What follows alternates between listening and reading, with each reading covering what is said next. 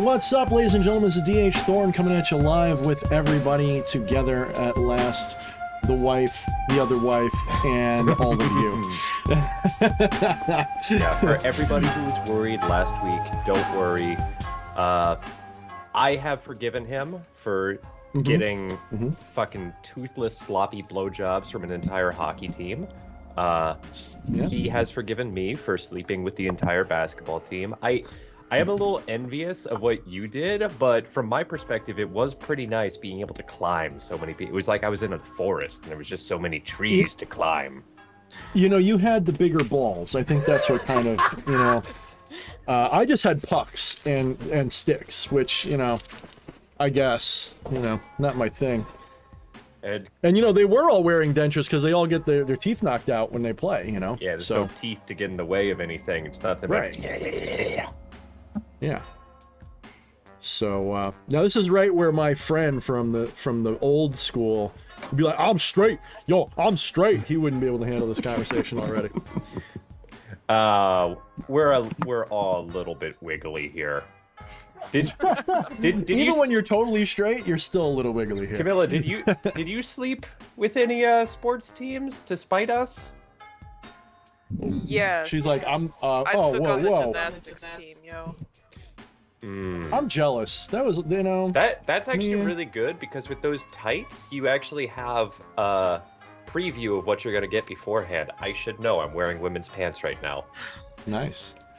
All right, let's take a vote in the chat since we got like 4 people here. What color should I make my light? I have options that include red, green, on purple, which is what I have now, aqua blue. I can also have other wacky things: romance, party, pastel colors, summer, all kinds of weird shit, actually. Well, you know, I'm partial to green, so stick with that. Let's see what green looks like. I started with green. That's super green. I like super green. Super green. Oh, that's pretty good. Let's turn this music down. This show is also a little bit special because, like I told you, I was looking around and I realized that as of tomorrow, it will be 1 year since I've joined the live streams. So this is kind of like our anniversary stream. It feels like a lot longer than that, I'll tell you that. Yeah, it really fucking does. I feel like I'm talking to a therapist about this fucking show right now. So Eddie said the gayest purple. I think that would be plant growth because that's what it's called on my app. Let's see romance. That's not that. They all look kind of the same. Like, that's the thing. Everyone was saying red though, so I'm gonna go with red. Well, you know what it is, I can draw Kermit the Frog. On camera, the LEDs don't really show. I know. They do look different. No, that's true. I've got fucking that's white actually light on me completely right now and it looks purple. It does. It's like a lavender. Yeah. That's like with those lightsabers, like the ones I was using. Like when you change it to a different color, they all lean to the white. Yeah. So they're all racist, I guess. You beat me to it. Hey! Don't make me bring up the Cards Against Humanity game, in which my channel will get deleted. I'm going to just dance around this issue and say I don't know what you're talking about. Well, you know, if we ever do get to meet in person, I have the Rick and Morty deck coming. Oh, fuck yes. I have no idea what that game is about, but I know I want to play it. It kind of looks to me like it's a lot like Cards Against Humanity. Okay. Well then, yeah, I'll probably love it. Let's see. I'm going to try to find something that's not too... Let's see. What's this? No, not that. Maybe... Oh, here we go. It sounds like we're Perfect. getting major echoes from Camilla right now. Yeah, that's what I was saying. She's got to talk really quiet. Like, put the Oh, microphone it's like, up standard to your same mouth. room shit. Yeah, we're in the You same know room. what it is? It's because I have the headphones on, and it's not like talking in person where you hear yourself better. It's like you Yeah. feel like you have to yell, and that's something in all my years of online gaming, I never got used to. Oh, just say it how it is. It's because you're a Yorker. New Yorker. I'm a New Yorker. I I don't yell. know what the fuck that accent was. So, but yeah. I'd like to welcome everybody back to another episode of The Right Hand Path with your pastor, DH Gentle Nub, instead of Thorne, because that's too sharp and pointy. You're missing the hat, though. You need the hat. The Holy feel Trinity. that the hat is sinful, It's- my darling. I It covers up the beauty of my head. like to call him DH Rose because every rose may have its thorn, but not today. Today's a special time. Nothing but beauty and nice smells. I hereby hand over duties of head pastor tonight to you. You who? Both of you. Oh, well, cool. You are the flesh priest. Oh, I am. We have a super chat from a one great and powerful CJ Anger. Says, "Happy stream anniversary, Fleshman." Thank you, dude. Aw, see, he loves you. I will make sure that entire $4.99, $5, whatever it was, lands squarely in his PayPal tonight because that was addressed to you. By the way, I've been meaning to message you. If I forget after this live stream, then you should hit me up on Discord, dude. Let me see. I want to play something. What should we? You know what? We haven't done in a little while. Huh. Let's see. We'll play this for a little bit until it gets really annoying. I'm playing the Tiptoes song that's in some of my streams. Oh, can I tell the fucking story that I told you in the DMs a few days ago? I forgot it, but go right ahead. About my tank top? Oh, yes, by all means. Is that person watching right now? I don't know. We'll see. Make them watch. They are already a fan of our friend, and I was laughing my ass off because I almost had my first recognized moment in the street when we have a new guy at work, and I was wearing my bog tank top, and on break he's like, "Are you a fan of Ye Wedding?" Like, what? I'm not that familiar with his work, but yeah, that's my buddy, man. And he looked at me kind of funny, and I'm like, do you listen to DH Thorne at all? It's like, oh yeah, I love that guy. You should listen to his live streams because otherwise, I know you. I find that call me amazing. Flesh Priest. I find that utterly amazing that he even knows who I am at all, like, because I'm a smaller channel, obviously. But then he knows who I am, but he doesn't know who you are. And you're like, I mean, I'm not going to say you're 50% of the channel, but you're like a huge, like, you're almost like, what's her name? Robin for, Howard Stern. you know, yeah, Howard Stern. You're like my Robin almost now. And it's like they go together now. It's like left hand, right hand, weird hand, you know, everyone's kind of embarrassed the next day, but we had a good time. like what the hell? So, yeah, if they're here, what is their first name? I'm sure they won't get in trouble for that. Cameron, if you are listening right now, I appreciate you for being a friend of my friend. Treat him right at work. Don't push his head through the freaking wood saw chipper machine thing, whatever that is. Help a brother out and look after my friend. Make sure that he gets good hours and all that stuff.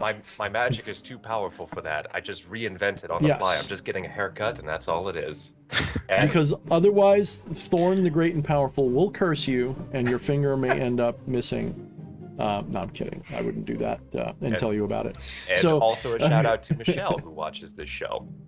Michelle as well. Thank you, Michelle. Yeah, so let's see. I'm still looking for music because we are. Let's see. What do we got? How many people got? We got 43 people. We can start talking now if we want. That's about right. I usually wait till we get in the 40s because then at that point we're feeling pretty good. So I want you guys just to let me know if you should be here. Let's do a little readout of the people who are here real quick. But before we do, I just want to let you guys know if you get sick of the music, because I'm going to get sick of it soon. When you get sick of the music or want me to change it to something else, just let me know, or I can do away with the music. I kind of like ambient stuff when we're doing stuff like this. But let me know. Marion Eisenberg says, "Is the third hand path the only way to use a Nintendo 64 controller?" I'm just older than that to really get that. You fucking I'm way old dated enough to get yourself that. with that joke, but I fucking appreciate it. Yes, absolutely. Yeah, yeah. That's, I mean, that's a millennial joke. I mean, I think millennial, that's not really dating yourself. I think it's millennial. Like, that's not a Z joke. Well, That's definitely a millennials millennial will know joke. of the N64, certainly. Yeah, like their older brother probably had it for sure if they didn't. Hey, you I'm know. a millennial, I know of it. Yeah. You would have played. You know about the Genesis and the SNES, Hell but then when yeah. I show you like a Sega, like the regular Sega, or the old NES, like you're just like, what is this archaic piece of fiction? What the hell are you talking about? I had an This NES. mythology. I know you did. I'm teasing you. I had an Atari. But did you have a Coleco? Did you No, I have? didn't. Back in my day, we Did just you had have- a stick and a hoop. We used to call it hoop Did you stick. have it? Push it down Did the you- road, and then we'd beat people with the stick. I didn't Did you even have an a stick, I had Intellivision? Bud Pies. Who had an Intellivision? I want to see in the comments. Did anybody have or know what an Intellivision was? Intellivision Like is what that we will- used to call the people with 4 eyes. If you don't know what it is, Google it real quick. And that is a system that is like, and it somehow it lasted for a good long time. But look that fucker up, and you'll be like, what were they thinking? It didn't have like a controller like you'd imagine. It had like this.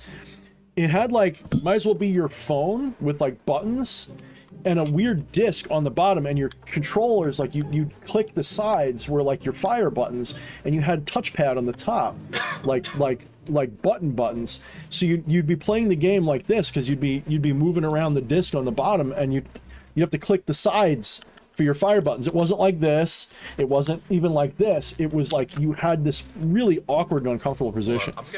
I had never heard of this before. I'm gonna get it on screen so people can see, because what the fuck? This is the most like 1970s looking bullshit I've ever seen. That's why I love it, brother. That 1970s. I'm trying to grow out my handlebars so I can get a Fu Manchu, but for a little while I'm definitely gonna go like 1970s metalhead with like boosh. I want to get like the horseshoe mustache going. Yeah, so this is the fucking controller that he's talking about. It's got like a fucking dial. Oh, you can't see it. Hold on. It's got like a There we fucking go. dial pad. Look at that and thing. shit. Look at that Like, thing. What the fuck? Yo, you don't even know the half of it. You know that little touchpad? The games came with little slips of like plastic that you'd slide in, and they would have like different things on there that you could do with it. So like, all those, that was like, you know, one of the selling points was like, well, the Atari's got one button. This fucker's got like, 12 buttons or whatever. And each one, so like you'd get the little slip and they'd slide that in the top, and then it would be like, different features of the game would be labeled that way. And of course you lost that within like a day, and like you ended up with nothing. With the amount of buttons, the way you said that, it made me think that would be the Stupids. When Tom Arnold looks at the bike and he goes 2 wheels, and then he looks at the car and he goes 4 wheels, and then he looks at the rollerblades and he goes 8 wheels, like it's even faster. And you are speaking a little loud. I'm monitoring the audio, so sorry, sweetie. Trying to keep it down. Yeah, I hate that. I gotta, Especially when we're gonna you have to get have Flesh boisterous Priest and come over. caffeinated, it's like a bad mix. Yeah. Well, I think it's the headphones too. Like if you just had like what I have, you can talk a little softer. Anyway, I think you both Behemoth X is talking about. Oh, go ahead. Flesh. both need microphones. They're like this far away from your face, with the gain turned way down. Or the wife needs to be like right here, like they do on JS's stream. That would work a lot better. So Behemoth X says he knows what the Intellivision is, and he knows all about it. He had all kinds of games on there. And I think honestly, because I think Behemoth and I are closer in age than everybody else here hanging out, at least on video. And when are we going to get you on the stream, Behemoth? I keep begging you, and you keep saying I will, and you never do. Just kidding. We love Behemoth. I have a feeling Behemoth and I would have been hanging out back in the old days. We probably would have been playing the same games together and shit. Probably just like, what the fuck, man? And CJ Anger says, my own grandpa. Yeah, pretty much. You forgot the I'm part. Well, they didn't put. Oh, they did put it in there. Oh my god. I must have had some kind of a stroke, and I'm just not seeing the left-hand side of stuff. That's got to be what it Oh, is. it's because you're DH Rose. You're representing the right-hand path tonight. That's right. No, I actually am gonna go back on that. I'm gonna be a sinner again now. Oh, thank God. Or sorry, thank Lucifer. Thanks something. Thank yourself. Oh, yes, because we are God. We are, yeah. What's that meme I just posted? How do I know I'm God? I started praying and I realized I was talking to myself. That's right. That's right. That was you who posted that, right? I love that one now. That's like I want that as a tattoo. I'm not kidding. I think I posted that. Either that or I stole it and posted somewhere else. I stole it from somewhere. It counts. Speaking of memes, did you see the Stonehenge one? What the fuck is that supposed to mean, by the way? You don't remember. Am I just thick? You don't remember? Loss. Are you... Son of a fucking bitch! It's lost. It's lost. Well, have a good stream, everybody. I'm out. Yep, I was waiting for that moment. I was like, well. Get that one. I don't know how I did it. It's fucking What the lost. fuck? So Jeff524 brings up, what do you think of the rocket that climaxed? I love the way he said that. It's fucking awesome. At 350,000 feet the other day on the edge of space. So he was edging space, right? So Jeff Bezos was edging space with his fucking penis ship. I mean, you know, if I was the richest man on earth like he is, I don't think I would do it any differently. I got to be brutally honest with you. I think I would be fucking the sky too. I mean, let's be honest. I'd be trying to fuck space myself if I had that kind of money. Your cock out there. I mean, you guys think I would be still doing magic and shit, but I'd be doing that on the side. I'd be like, no, see that? We're fucking all of that. Let's go. That's so, like, that's just so human. I love it. It is. Actually, Alan Watts pointed that out. You know, when he was talking about our adventures in space, our misadventures. How we are using these big phallic rockets. Like we couldn't think of something maybe a little bit different. Like, no, it turns out that's the right way. Nature understood if you want to penetrate something, it's got to be like a cock. Yeah, that's pretty. When you look at all like sci-fi and anime and everything, what do the ships look like? It's something you pointed out to me.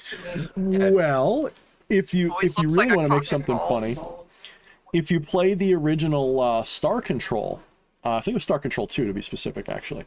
One of the races of alien that you can recruit to your team were these space, we'll say like Valkyrie types, and they can, you know, like Venusians. I forget what their names were, but they were like Amazonian women in space. So there's no men in their culture at all. And the game is a comedy game. For those of you who don't know, I do kind of soft recommend the Star Control reboot that they just did, not because it's like the most fun game, but the humor is there 100%. And the ships that these Amazonian women are flying around in are basically dildos, and it's fucking hysterical. It's like Fleshy's gonna want to play this game, I can tell. Now the new game isn't quite like that, but it's more updated humor. I'm tempted to get it for Fleshy just so he can, like, I'll spare the coin and just get him one, because I want to hear his review of the humor, for sure. Oh, I'm gonna cancel it so hard. That sounds like something I'd be into. So tonight is going to be mostly questions and answers, but I think for a little bit I want to make the topic about just the general philosophy, spiritually and otherwise, of the left-hand path versus any and all others, because sometimes there is a lot of confusion about what that means. You get a lot of people saying, I'm not left, I'm not right, I'm middle, or this and that. And everybody's entitled, of course, to their own paradigm of it, but I want to try to encapsulate this a little bit more rationally, because most people sort of have a misunderstanding, in my opinion, of what it really means. And I think that this stems from the moralism of the right. See, one of the things that we do kind of badly in our spiritual practices is we allow the moralists to dictate what our spirituality means way too much. And I want to repeat that. I hope you guys set this on your DVR and like put this as a mantra in your head. We let the moralists dictate what our spirituality is way too much. We allow them to tell us that our spirituality is the dark side, the evil side, that theirs is the good side. Now, we don't necessarily believe that. Don't get me wrong. I know most of you listening to me don't think that. But be brutally honest with me, okay? Don't most people think that? And isn't that at least a little bit of the mystique that you're interested in what we're doing here? I'm not saying that's everything. As much as we disagree with those labels, we also, at least, you know, speaking for myself at the very least here, it is very fun to wear that label of like, oh yeah, I'm down with the devil. Yeah, I'm throwing up horns to Beelzebub in my room. at least for the first 6 months, right? You're just like, fuck yeah, motherfuckers. And you just have like the most fun being that scary guy. And that doesn't fade. It does fade, but doesn't fade quickly. It's actually a lot of fun for a long time. So there is this big misunderstanding of what they mean. Now, I'm not saying that mine is the universal answer, but I think mine is one of the few rational ones of what it really means. And I want to preempt anything I will say later with the point that no, you can't be middle. There is no middle, the way I distinguish them. If you distinguish them as black magic, white magic, good and evil, of course you can be gray in the middle then. I don't see them that way. There is no middle path in the way I transcend it. This is very important to recognize. I would even say that most of the people who say that they're middle are actually invoking the left hand way more than the right. And I'll tell you guys why in a little bit. But I want to get into this for sure, but I want to make sure we do questions and answers tonight. So speaking of which, we have a question which does feature as a nice branching point with this thought too. Okay. From Timothy Foster. Do you think the Timothy. right-hand path and left-hand path are different approaches to the same goal, or is it different, would you say? So the goal is the same. If you understand what the real purpose of divine spirituality as I'm teaching it is, I guess I'd be considered a teacher at this point. We're talking about auto-deification, we're talking about apotheosis, we're talking about henosis, we're talking about union with the divine, we are talking about becoming God on one level or another. Both the left and right hand paths in their purest essential form, not the one that mainstream would argue for, the only true distinction between them, they're both going for the same end result. The right-hand path is seeking to submit and thus be subsumed into it, like be folded in, like you're kneading clay and you're folded into the divinity. And then you can say, I am part of God. Look at me. I have pleased God so much that God has made me one of his. I now live in heaven forever and ever always. And I am an angelic being. I'm forever there. That would be like the more, Christian-centric version of that response. Of course, that's not the only one, but that is the more Christian-centric one. Any religion that would tell you to abandon the ego, that is to say, to humiliate and humble yourself, to prostrate yourself before something, as if that's the end game, right? That's an important distinction I want to get to. Hopefully someone will remind me, because I've been it's really been put in my face how my ADD and OCD kind of interact. And I've realized one of the reasons I'm so rude is because I lose my train of thought. And so I overtalk. So I am on a tangent. So I want to make sure we come back to that. So hopefully I've already forgotten what it was. By the way, happy that we're good friends and that you're not upset about that elite talk.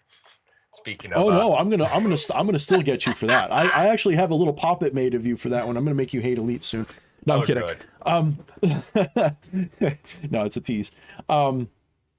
So the right hand tends to subsume itself into the existing divinity, like saying, I am a mere worm, devour me, God, I want to be you, right? That's in all the different ways, and it's more nuanced than that. I'm aware, guys. I don't want to make this so reductionist that it's a little silly.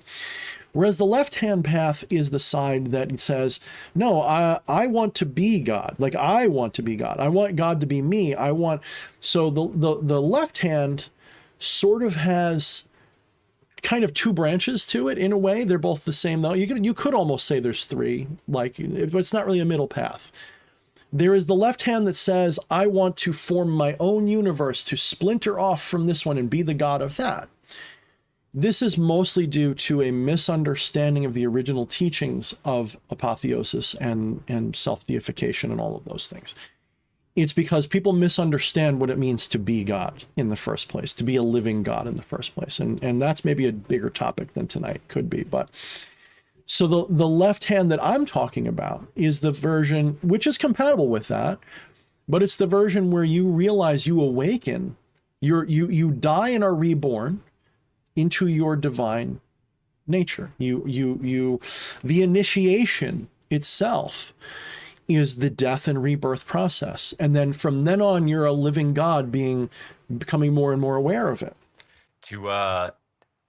And I'll keep saying this because I fucking love what I came up with.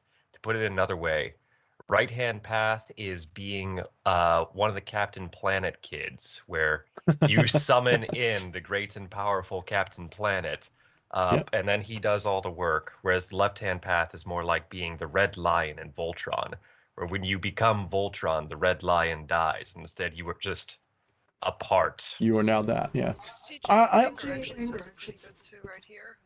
Okay. The right-hand path abandons the earth in favor of the heavens. The left-hand path takes from the heaven and brings it here. I mean, that's sort of a part of it. Here's the thing, okay? Let me play a little game, because I do this with myself, okay? I am certainly biased, but let me tell you something, okay? All of you are both on different times of your life. So there is no better or worse. Both paths are necessary. This is where you get the I'm the middle path mentality from. It's a crooked path. It's because both sides are different periods in your life. When you're young, you are right hand in all things, but you have a little spirit of left hand in your mind because you're always a little rebellious, right? You're always a little bit, you know, I'm me, but you submit ultimately to everything, and we still submit to everything. But here's where I want to make the distinction, okay? So the left-hand path originally, the original term, the reason we even have it, it comes from Tantra, the Tantric style, which would be Vamachara, which is basically literally translated to mean the left-hand path. That's probably the most accurate, oldest source of that. You have the sinister path, which means left hand, of course, as well, by the way. Sinister literally means left hand in its original etymology. So probably speaking from Sanskrit, we're talking Vamachara, and you guys are going to find that many of the modern magical traditions, because we lost so much because of Christianity basically beheading all of our traditions before that, most of our modern magical traditions come from Tantra and yoga and all of that stuff, but it's repackaged into Western language, which is fine. Like, there's a lot of people go, I only want to do, like, why do you talk so much about India? Because that's like talking about Egypt or Samaria. It's a very ancient culture that actually predates most of the Christian stuff that we're talking about in a lot of ways, at least the modern Christian stuff that we talk about. So we're talking, you know, 1000 BC or so easily, if not way before that. So it's a very ancient culture, and they were part of the Proto-Indo-European culture, in which if you understand that, you understand that all of the magic systems that we're talking about from Samaria and Egypt and all of these cultures were all part of that Proto-Indo-European culture that predated it or was part of it or whatever. So they're all basically on some, if you go back far enough, it all goes back to Proto-Indo-European and Africa and all that. You can, you know, follow that wave of humanity back. So all of these ideas, as they spread out through our cultures, took on the cultural identity of the other. Okay. So, but let me give you the distinction as I use it. Okay. So first of all, those of you who think left hand and right hand is good and evil, take those ideas and just bloop, flush them. That's bullshit. It has nothing to do with good and evil. The reason why the right-hand path thinks left-hand path is evil is because of the fact that the left hand has no taboos. It's an unorthodox style of attainment.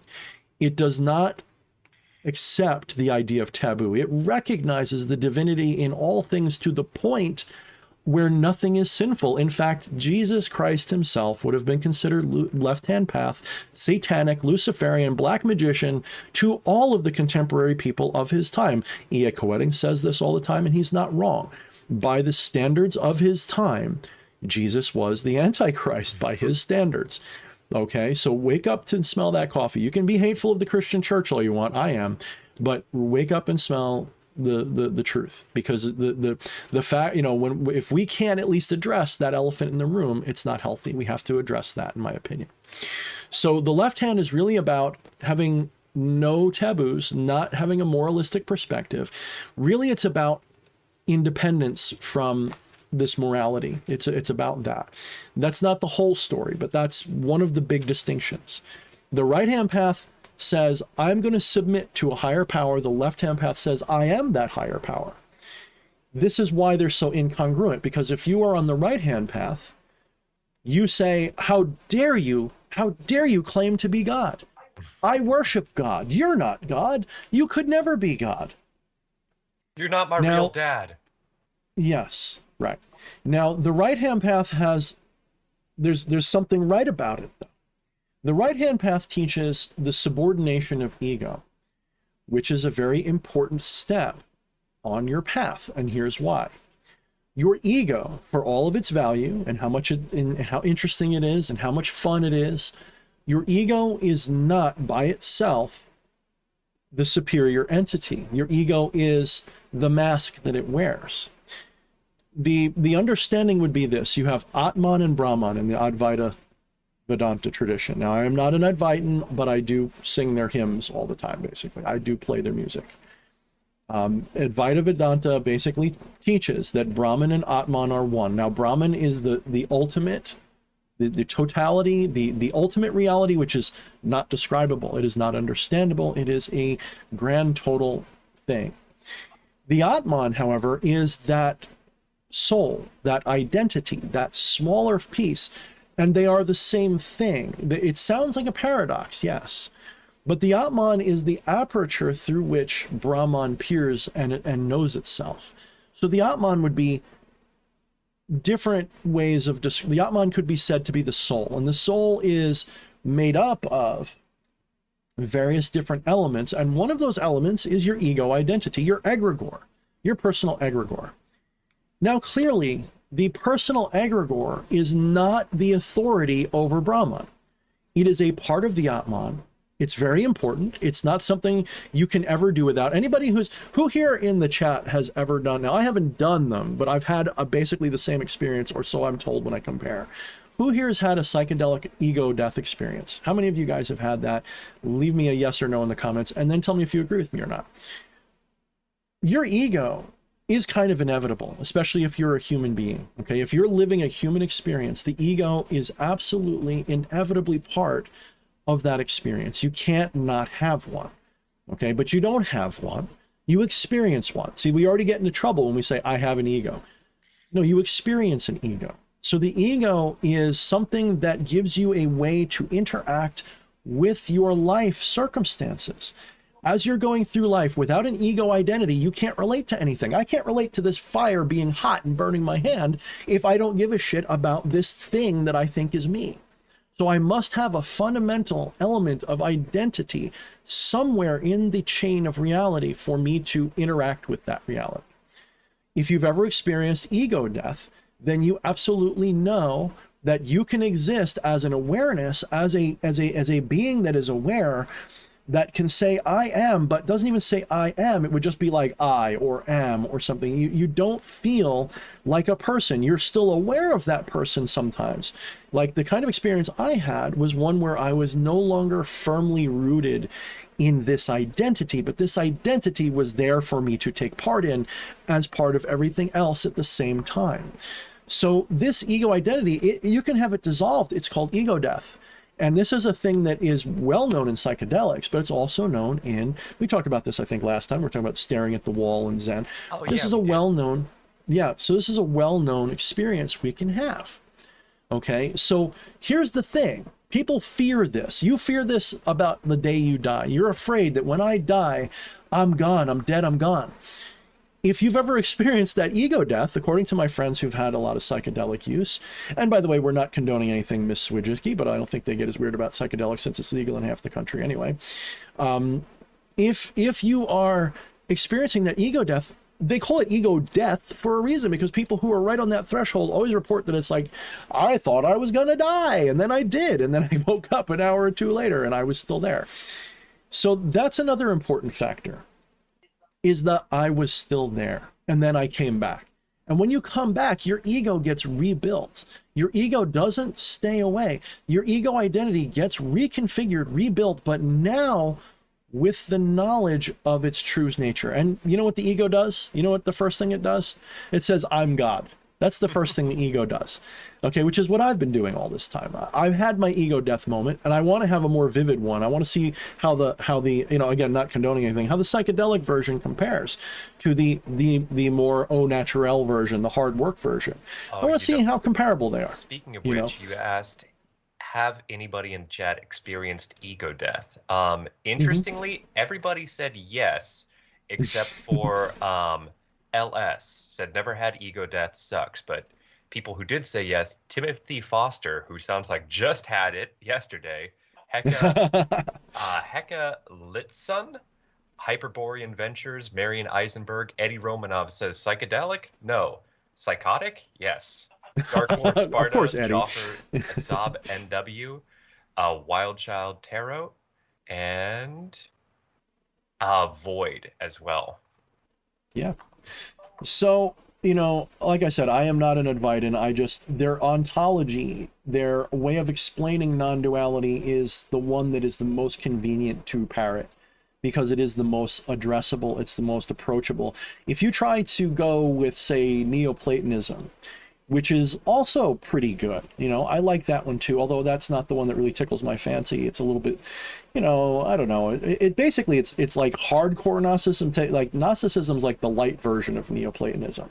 If you look into Neoplatonism, it's way more rational and logical and very hard to read through. If you try to read Plotinus, you're going to probably blow a gasket in your brain, because it's a little convoluted to read. But if in its nutshell, it's basically Advaita Vedanta, but a little different. You know, it's basically Gnosticism, but it's a good system too, is what I'm basically saying.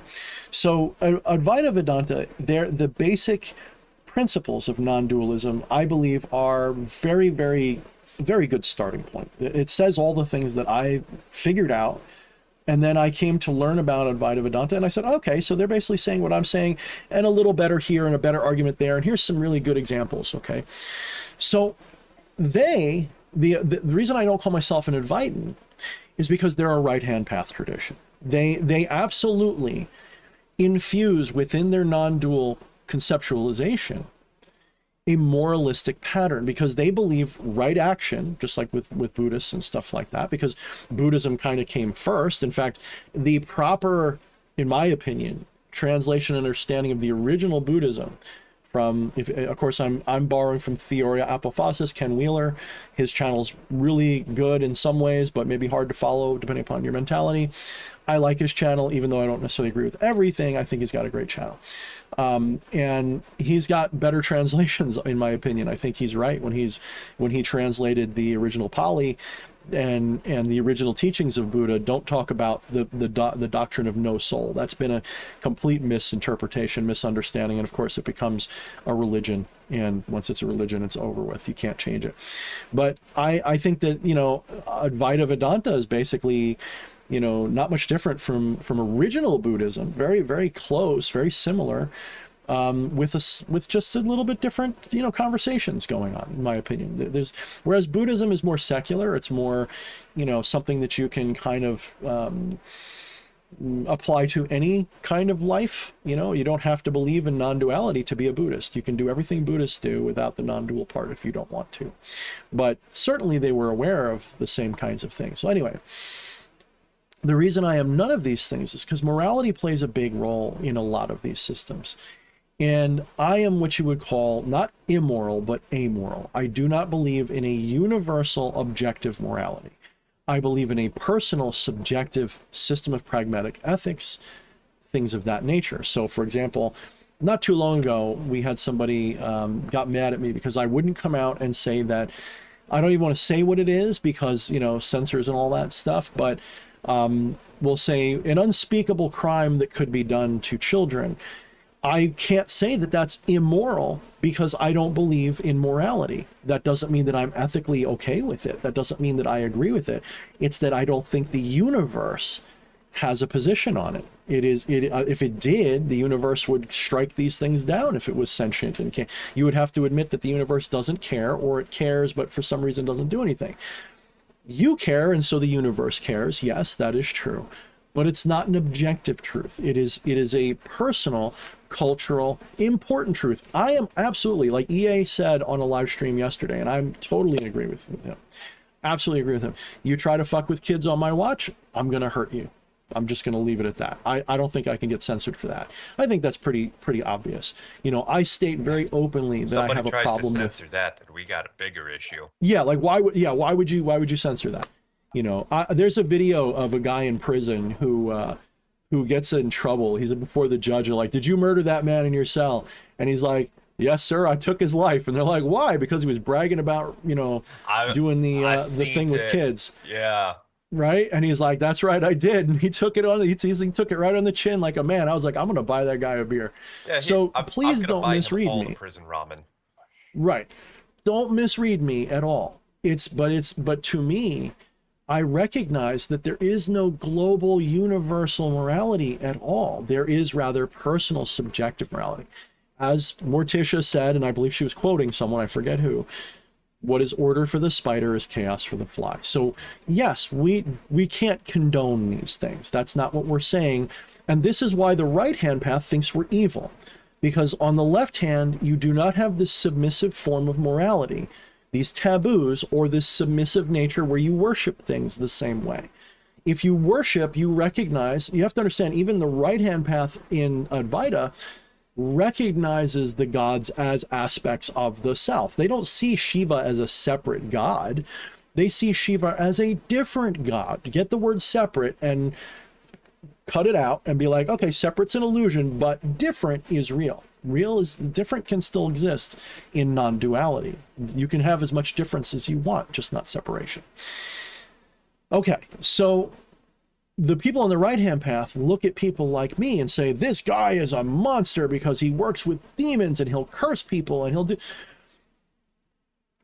I have integrated the shadows that they refuse to see, and I still got plenty more to go. But I've integrated the shadows they refuse to see.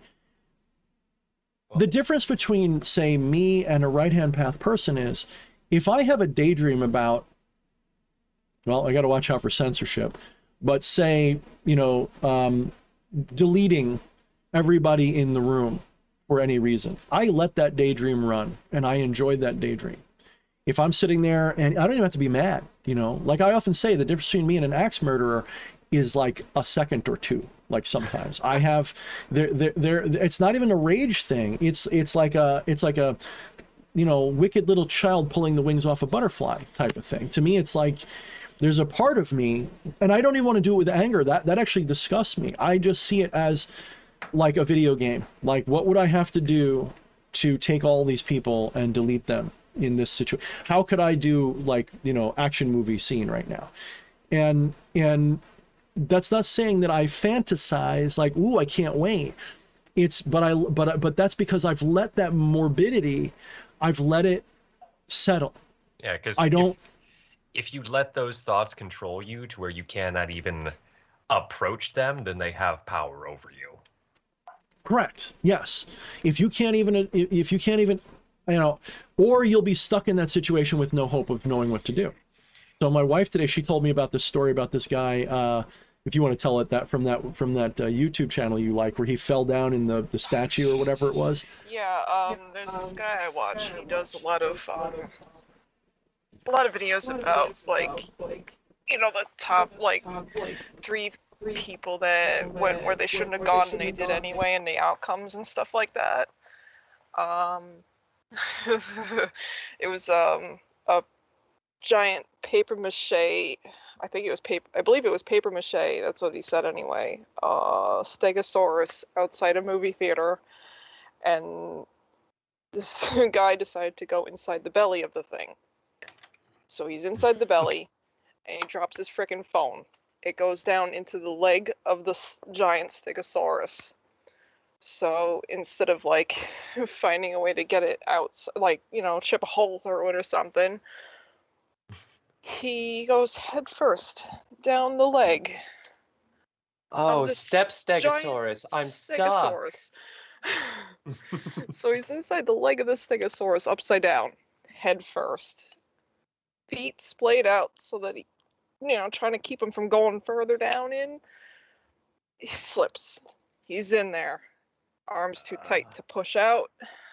It's getting crushed by the breath. Because it's too tight to breathe. And essentially, he fries in the heat. Oh, so now I feel so I have making a joke. I have very not acute, claustrophobia. In fact, you can ask my wife. I actually generally find myself at peace when I'm feeling a little compressed, like in bed or whatever. Or you know, I like small rooms. I like closets and stuff. But being not crushed, like crunch dead, but like slowly suffocated that way, like getting compressed and constricted slowly, not even that hard, just slowly wasting away that way, like the way she just described. If anybody wants to, like, you know, ruin my day, that would be the way to do it. Like all these other ways you could go, like they would all suck probably more, but that one gets me psychologically. I'll actually get not a panic attack, but I'll definitely come close if I ideate. So you know what I have to do? I have to spend more time ideating in a way, and doing it in a way that will bring peace to me, not doing it like to make myself crazy, but I have to find ways to think of it so that it does. Like right now, it's not bothering me in the slightest. But when she told it to me, something just in my head, I'm picturing myself like, you know, ass over head, like can't breathe, and I'm like trying to hold myself, and I'm like screaming help, so and maybe getting squished, and it's like, oh hell no. I'm not gonna lie, there's many times when I have to shut his channel off because it's a similar situation. Out of curiosity, what channel is this? That is Mr. Ballin. Oh, Yeah, Mr. okay. Ballin. Yeah, he's got some funny stuff on there. For I love his not even funny, no, just I cool love stories. His channel, Yeah. he one of them was the there was like a history lesson about the the guy that way back. He was lucky to make money because he was given bad options, bad advice, and it worked out for him. I'm just happy you didn't say chills, because anybody. Oh. Yep. Oh, Okay, just that guys, voice is just like, today please we're stop. gonna talk about the left-hand path. Yeah. That is Yeah. a spooky apparition. I don't know what I would. Oh, And he man. says that he can't help that, so maybe it's an impediment or something like that. But Punctuation is a thing, though. this is the way I talk. If you look me, like I don't feel bad making some fun of him because his channel's really big and he's doing okay. True. So fuck We're it. punching up. Yeah, we're like we can't punching even up can't even here. jump and hit the balls. Like it's like yeah. Like the. We're coming for you, Pewdie. But yeah, no, he talks different though when he's not on script. I really think he gets some paralysis. It's a reading when he's issue. Reading from a script. It could be. Yeah. What's up, Steroid? What's up, brother? We haven't seen you in a little bit. Good to see you, man.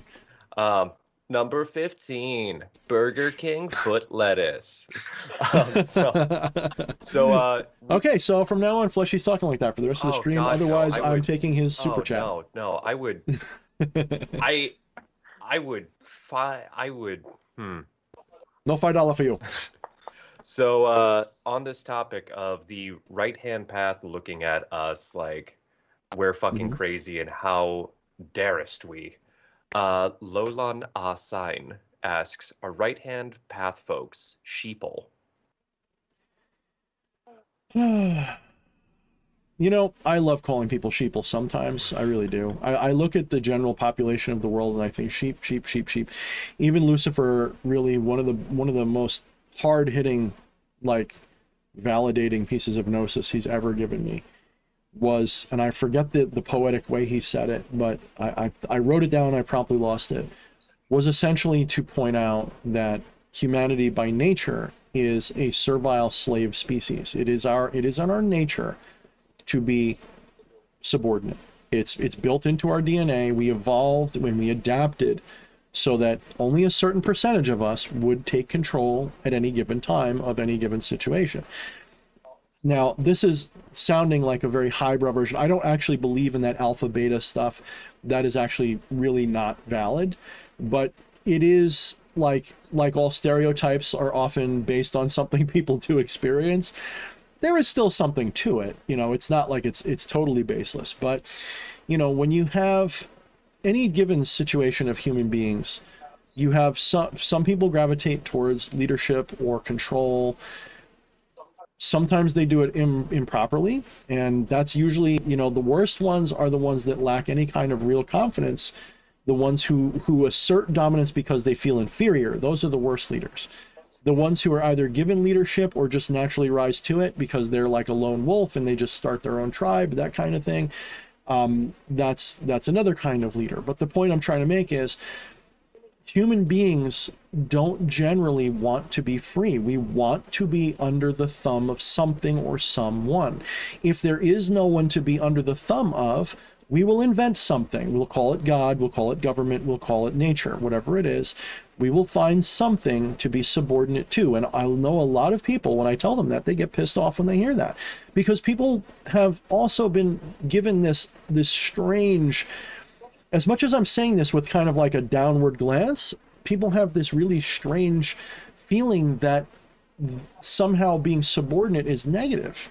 No one wants to admit that they're subordinate. No one wants to say that I am subordinate to something. Everyone always wants to be free, but most people don't really want that. They don't really want it. They want the illusion of freedom. They want to feel like they're choosing their masters.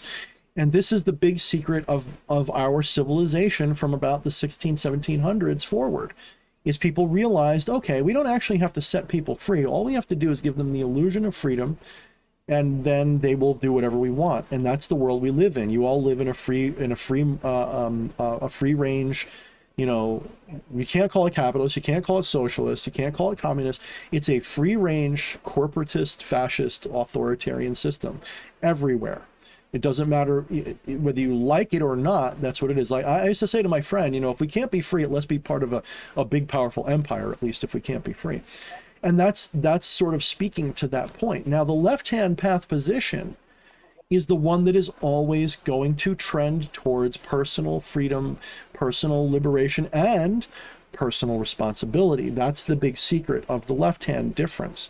The right-hand path, the reason why human beings love their servitude is because it lets them just abscond their personal responsibilities. They get to say, well, the law says, God says, daddy says, mommy says. They want to always have an out. They always want to be able to say it was someone else's idea. I was just doing my job, ma'am. I didn't mean to throw all those innocent people into the ovens. You know, it's always, that is a right-hand path mentality. They don't realize it because you tell them that, they go, that's not what we would do because I would never do stuff like that. And yet you will find that they're the most judgy people who are the... Now, I sound very judgy too, of course. I'm not saying that there's no judgment at all. But I don't judge based on the things that they would judge people for. I'm not about judging you for your crimes and your sins. In my opinion, this is why I say Jesus was the most left-hand motherfucker on the planet at the time, if he really existed.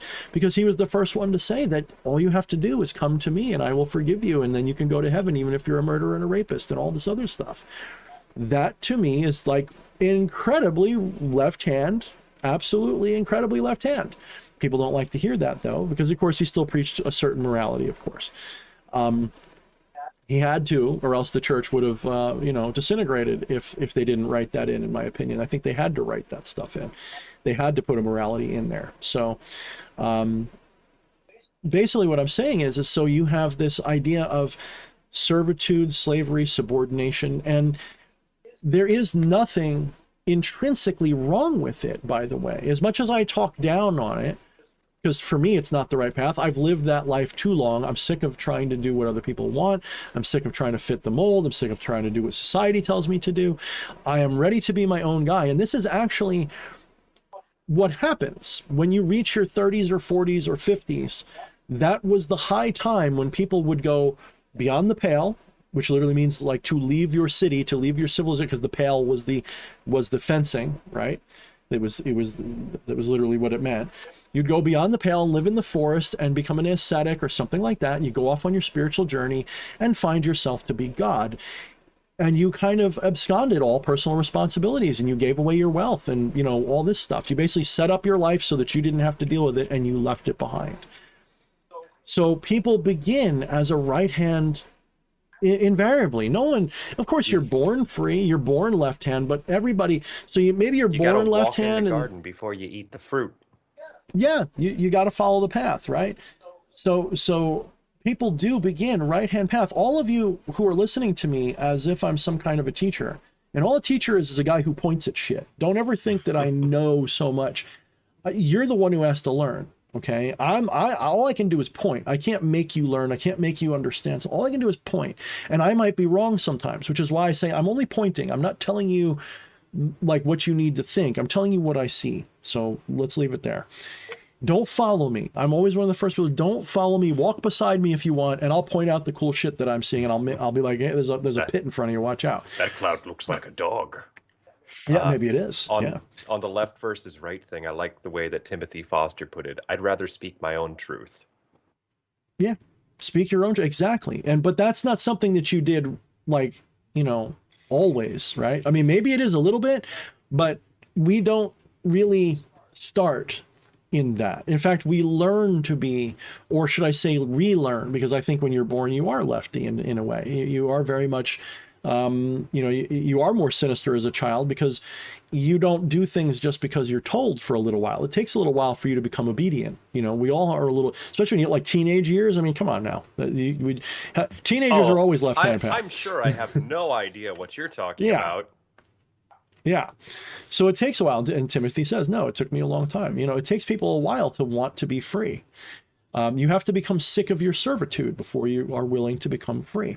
So yes, both paths are trying to get the same outcome. And you can achieve it, believe it or not, by staying right hand. I do believe you can. Just like, so what ends up happening is at some point, you do realize that the difference is one of personal choice. It's one of, am I willing to do whatever it takes to get this thing done? And to the person on the right-hand path, they would say yes as well. But you know what they did? They sacrificed their freedom to do it.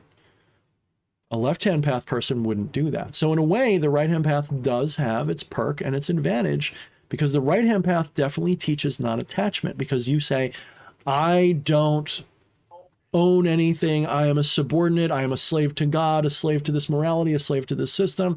Nothing in my ego matters. And so you're learning non-attachment very, very strongly. The problem is, the reason where the right hand will fall apart, because the left hand can fall apart too, the place where the right-hand path falls apart is that in their quest for non-attachment, they become attached to non-attachment, attached to humility, attached to all of those kinds of things, and to their slavery. They become attached to being irresponsible slaves, children, basically. They don't want the responsibility of freedom, and this becomes a kind of attachment. This is sad to me, The left-hand path, though, has exactly the same kinds of potential problems. The left-hand path can become attached to freedom. I know for my sake, seeing the last year, 2020, the way everything happened, it fucked me up, because it basically my shadow self came out and was like, hey, motherfucker, you think you're powerful now because you're back into magic and shit's going your way. What happens if we make the world into a place where you're not going to feel as free as you were before? Are you attached to that freedom? Oh, I guess I am. Aha. So you're not as unattached as you think you are. You're not as non-attached as you thought. You are still, and there is a difference between non-attachment and detachment, by the way. I'm not claiming to ever want to be detached. I'm claiming non-attached. A little different concept. So the left hand has a tendency to become attached to freedom, to become attached to whatever taboos they get interested in. So the thing the left-hand path does is it says, okay, let's say you have, I don't know, I don't want to say an addiction, because addiction's a little different sometimes. Addiction's more like an illness. But let's say you've got, a hunger for, sexual desires. Like you are literally really attached to porn, sex, fucking, all that shit, to the point where it's maybe not an addiction, but your first thought in the morning is to touch yourself and do things with people. And the last thought at night is to do the same thing. And every 7 seconds you're doing ADIDS, you're doing the Adidas thing. All day I dream about sex. That's your jam. That's your life. That's a reference. That is. Yeah, look up Adidas. That's what it meant. All day. Man, I listened to Korn. Okay. I went through my edgy phase. Well, Korn didn't invent that. They just sang the anthem of it, my friend. That was older than Korn. I'm too millennial to know that. Eddie says, twist it, bop it. He knows what we're talking about. So it says, slap it, respect it. So I don't know. I think they're talking about something else, but it's actually perfectly timed with what I'm saying. I don't think that's actually what they're referring to. So people have an attachment to that. So how do the two hand? So let me ask you guys. I'm going to ask you both, and you'll probably figure this out pretty quickly, I hope. Let's say you have this issue. How will the left versus the right handle that issue? Who wants to go first in answering that? I'm going to have you pick one. Pick one and answer it. Which one do you want to answer and pick one? Oh, pick one. Ooh, damn. I don't want to throw Camilla under the bus by taking the easy one, but first one I go to is right-hand path. You fucking burn your Catholic candle. You do whatever the fuck you say. Please absolve me of this demon. Banish this demon from. Oh, can I get a little bit of the Southern Thorne? Sorry, the Southern Rose. You know what? Let me hold on. Quick. Let me play the music. Actually, give me about 10 seconds. Let me. Okay, and all right, go for it. Yeah, please banish this demon from my sight. Cleanse this mortal coil of the sickness that doth grasp it. Purge this illness from my being and deliver me unto God. Oh, thank Jesus. Praise oh, him. amen. Praise him. Pray. Oh, praise him. My hands are in the air. Oh, I can't control my legs. Right. Praise him. So the right hand is going to say, abstain. They're going to say, don't you touch it no more. You've got a problem, and you're a dirty, dirty birdie. You're born with original sin, and you're going to go to hell if you don't stop this fornicating. All this fornicating is going to destroy you. So that's the right-hand path. Now, are they wrong? Well, we'll touch on that in a minute. Camilla, do you want to dare touch the left-hand version answer to that? And if so, give me a second to cue up the music if you do. Sure. Okay, hold on. All right, go for it. Well, the left hand kind of works through it, incorporates it into, in a way like self-healing, if it's an issue of that nature. Incorporating the shadows. Mm-hmm. Yeah, it's more about finding the balance. It's funny, right? Because I put her on the spot. She's like all nervous about it, but like she'd probably have no problem saying whatever she wants. Yeah. So the left-hand answer is very close to what you said. The left-hand, because both can do that. You can do that on the right-hand side too, but the left-hand side is going to say give in to those urges and normalize them, because what you really have going on is probably a shadow. The fact that you feel guilt about it. Keep going. It's like you were saying earlier about the morality. You don't feel so burdened by all that. When you're on the right hand, it's the morality. It weighs you down. It's oppressive, from what I understand. And the left hand isn't so much oppressive. It's working through it. It's more along the lines of ethics over morality. Yeah, it's a lot more work to be left-handed about things in a way, I think, because and I am saying this with a little bit of judgment. I'm only human. I'm sorry. I'm only God. Judgment is in my nature. It's more difficult to be left-handed about it because the simplicity of having a scripture and being able to say like, okay, let's check the itinerary. Yes, can't do that. Touching self, bad. Okay, let's fix this. Oh, Sky Daddy, fucking please fix this. And left. Oh man, I wish it was that fucking easy. Sometimes left hand is more about like, okay, so is this an issue? Okay, yeah, I don't like how much control this has. Okay, so how do we incorporate this? How do we? Oh man. Playing because the goal is yourself. The goal is very similar, because if you have an attachment to your sexuality, whatever, that it is really, you can tell if it's an attachment. It's not just because it's addictive. If it's an attachment, like, you can just tell. Could you give up sex forever would be the question. If you can't, you've got an attachment. So the right-hand path just throws you right into that wolf and says, stop touching it. The left-hand path is going to do something a little different, though. They're going to say, do it so that you can control it in practice. Do it in the moment. So, sort of like in Pinocchio, when Pinocchio, is caught smoking the cigar and he's given, all the cigars. So, but also the left-hand path recognizes that half the reason people have these weird attachments, because they are weird, is because they're taboos in the first place. When you grow up in a civilization in which, say, the human female form is covered, the male form is covered, that at least lends some, not all, by the way, but some reasoning why people get so hot and bothered about it. A good story I can tell you is I had a friend. His name was Jamie. I don't know if he ever has watched this ever since, but his name was Jamie. And his mother was extremely overbearing, extremely Christian like that. I'm going to turn this music down, by the way. Really extremely overbearing and Christian, and would not let him touch like even a steak knife. She was very paranoid. She wouldn't even let him touch a steak knife. Like, she would cut his meat for him until he was like 18. Oh, I know where this is going. This is a good guy. He's a really good guy, but he'll tell you it really sucked to be him growing up. And so he's over my house like in his 20s.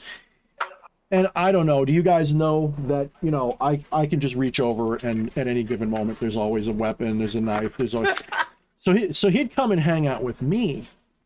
And the very first thing I did one time is I handed him one of my knives. And the first thing he proceeded to do with that knife was stab it into an old table I had. Like, it was weird. I was like, here, check this out. His eyes glazed over. And he's just like, ooh. And he just started stabbing shit with it. Like, not asking, not being careful, just... And this table he started stabbing is like 100-year-old table that was in my family for 100 years. It's a nice table, put little nicks in it. And I'm like, what are you fucking doing? He's like, I don't know. It didn't even occur to him you shouldn't do that. And I'm like, is this why his mom would let him have it? And he's like, no, I just never really held a knife like this before. It didn't occur to him, you can't do that. That's how sheltered he was. Very good guy, don't get me wrong. I hope if he ever does watch, I hope he's not offended by me telling the story. So my point is that this causes, these taboos cause, because this is how shadows work. When you take something that's a natural desire or urge, and you don't integrate it and control it, you fear it so much because you feel like you can't ever control it. You can't, your sexuality is so much of a sin because you've been told that sexuality leads to hell and you should fear sexuality. Well, of course, their system is full of pedos and stuff, boinking kids and choir boys and all, because they're so repressed that they can't ever deal with it properly. They can never really turn it into something that's integrated. And that's one of the reasons I did Shadownomicon, by the way. Shadownomicon is absolutely the left-hand version of doing shadow work, one of the most left-hand ways I can think of, because you're literally empowering that shadow to come forth and bring it forward and talk to it and get to know it personally, like to treat it as a living thing and talk to it. And in so doing, you can integrate it better that way, because you become familiar with it, and instead of denying it. So the left-hand path is not about, and Timothy says sex is the gate to freedom. You know why it's the gate to freedom? Only because they locked that gate. That's the only reason why it's the gate to freedom.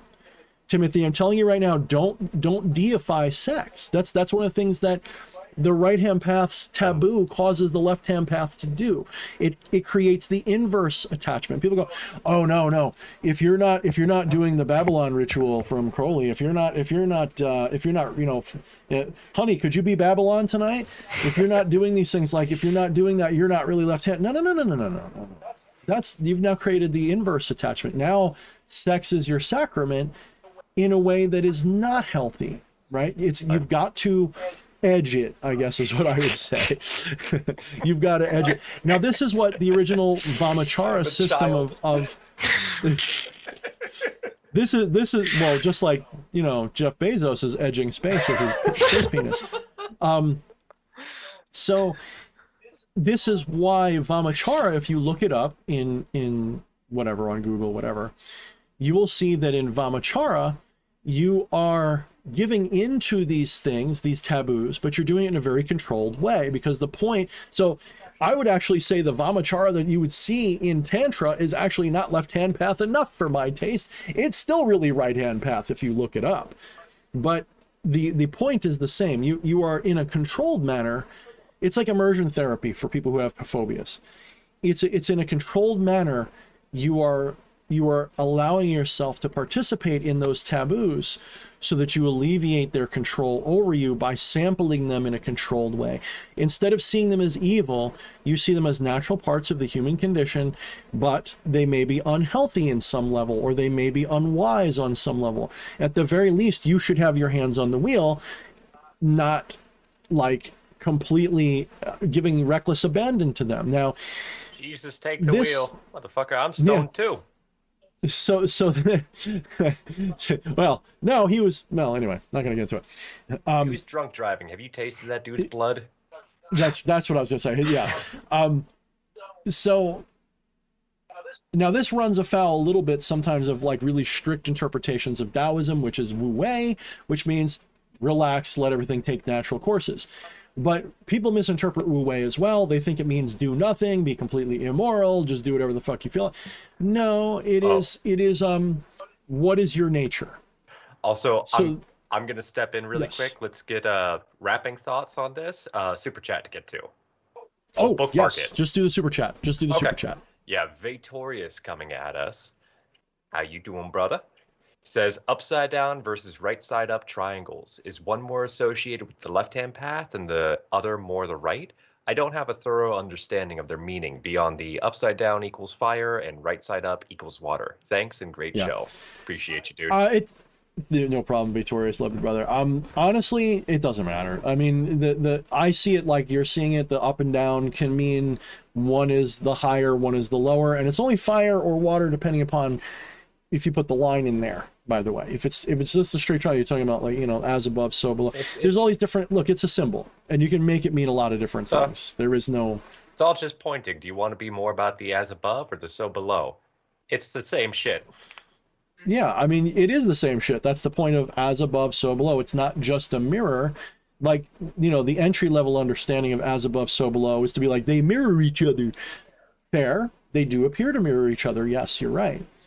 The proper understanding, especially when you insert the Baphomet symbol or the yin yang or the Lamassu or the Sphinx, all of these symbols are actually telling you the union of all opposites is what they're all teaching you. Because if you understand what the Lamassu and the Sphinx are, you realize they're the zodiacal cardinal directions of the Leo, the Aquarius, the Scorpio, and the Taurus.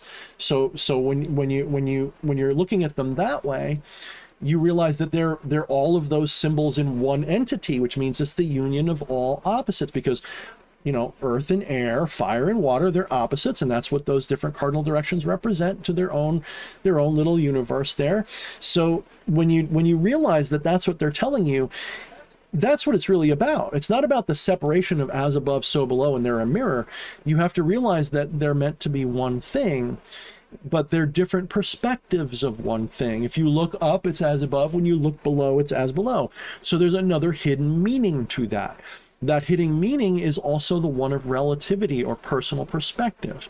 You look up and there is as above. You look down and there is so below. But when you realize that the symbol of the Baphomet, coagula, is meant to be teaching you that you should be, so coagula is the firmament, and what is the solvent, or whatever's on the other hand, one is loose, one is solid.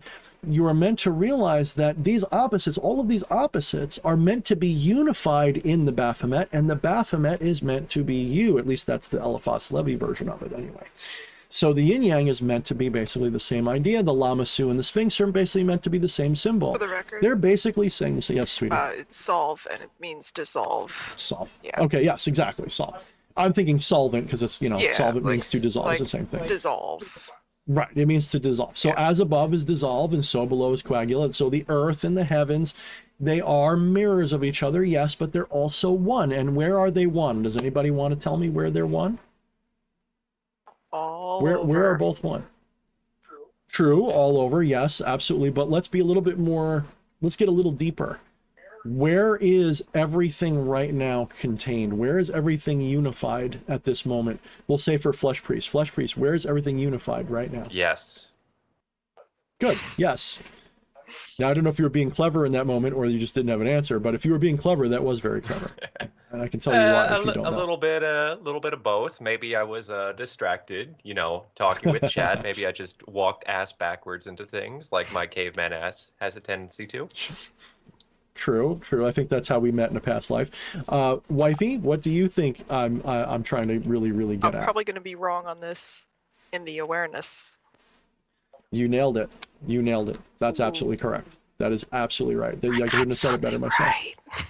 All See, of somebody was doing reality, their homework and somebody just copied. Yes. So Mysterious Goth got close because he said It was a self, lucky but I want you guess. to be a little bit more specific when you say self, because self is the ego. Self is something you identify in awareness, by the way. So when you tell me self, what do you mean by self? Do you mean the person you think you are? Do you mean the identity you think you are? That is actually a character in your awareness too. Your awareness is beholding all of this. Your awareness is the grand unified totality of all of it at the same time, because that's where it's all happening. It is all encapsulated within. So awareness is what is really, people think of awareness as something separate, like, see, no. Your awareness is the emptiness in which all of this is taking place. Your consciousness, your awareness. That is the union of all opposites. That is the Baphomet. That is the Lamassu. That is the Sphinx. That is the yin yang. That is what it's pointing at, is awareness. Dorian said it. Thank you, Dorian. And by the way, Dorian, I don't know if you know, but we sent out your product. Yeah, what was it, yesterday? Day before. Yeah, Oh, that sounds like a.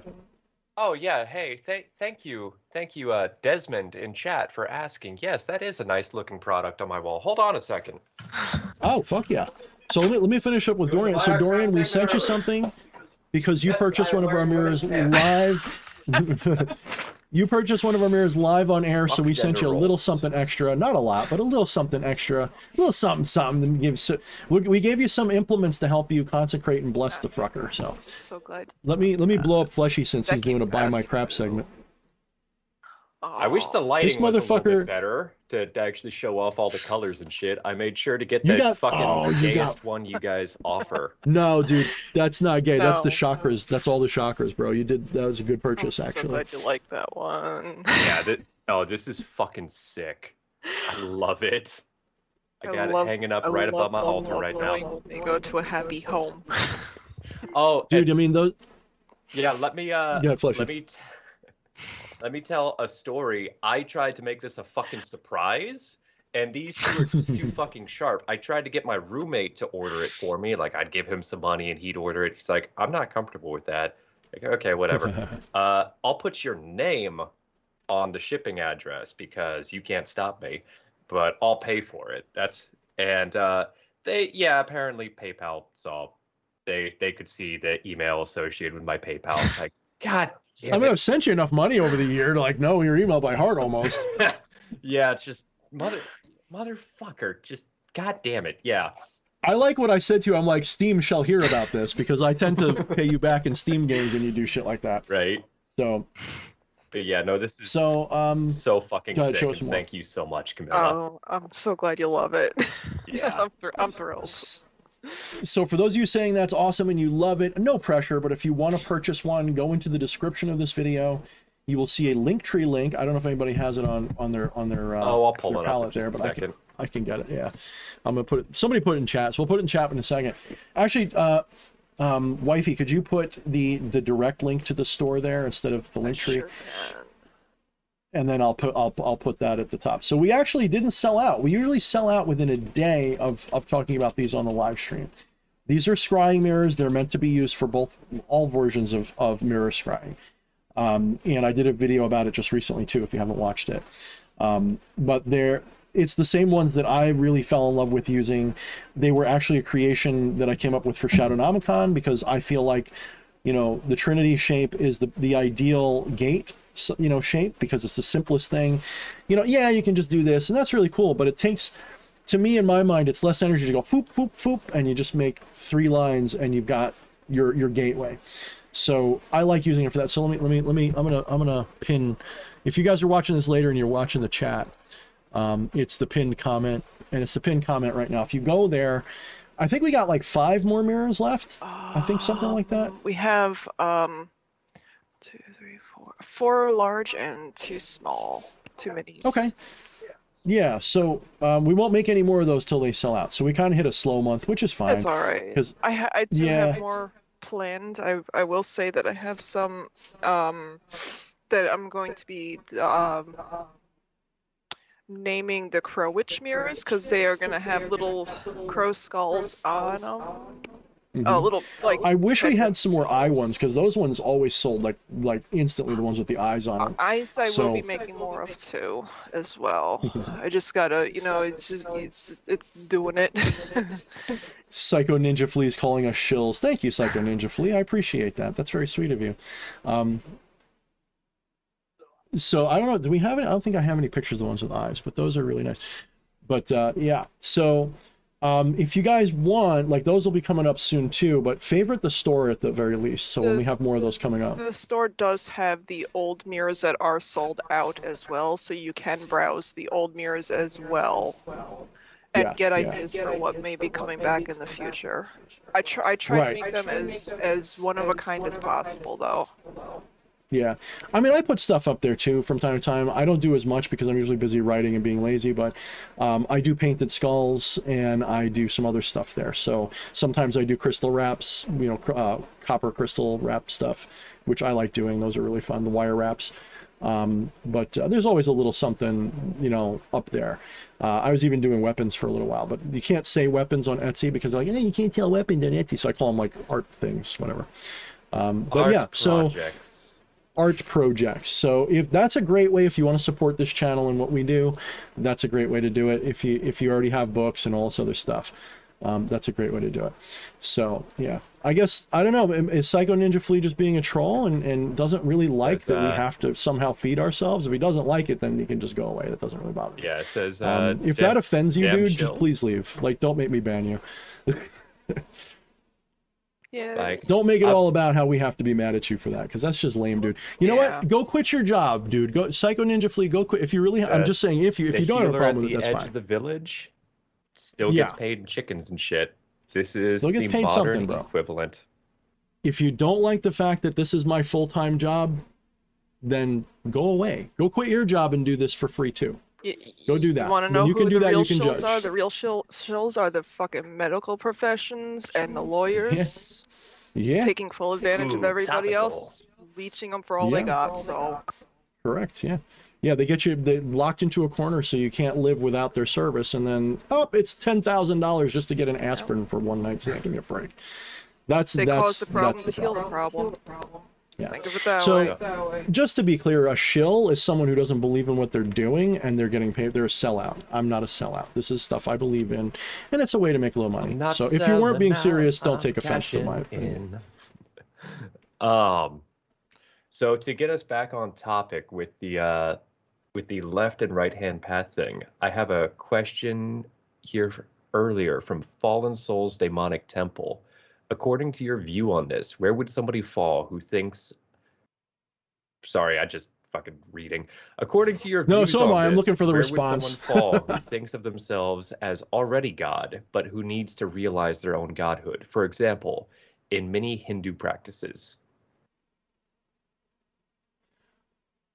Yeah, I'm just want to respond because he's saying he didn't hate on us. So if you weren't hating on us, dude, understand it's in text, and you were very short with your response. So if you weren't hating on us, I apologize for taking it that way. I don't need to chill. Just understand your wording. Understand why that would be problematic. That's all. We can if you agree didn't that mean it, dude, tone is then lost upon Define text. what a shill Yes. is. I mean, really. to- Look up what to shill be- is before you use the word. yeah, because I mean, honestly, if it wasn't bothered, if you were just being funny, then I apologize for taking it hard. But if you meant it hard, then just fuck off. That's all. All right. So if you already know your God and you're trying to sort of resonate with it more, okay? So what you're really doing is you're kind of removing the things that are clouding your vision of that truth. That's all you're doing. You're not one of the things is like this. It's kind of like enlightenment, okay? If you have enlightenment, you don't say you're still looking for it, right? So if you say you realize you're God, but you're trying to become it more, that's like saying you don't really know that you're God yet. There's nothing wrong with that. Like, don't take that as like a diss on your skill or attainment, by the way. That's not what it's meant to be. It's you've got to realize, if you are still seeking your divinity,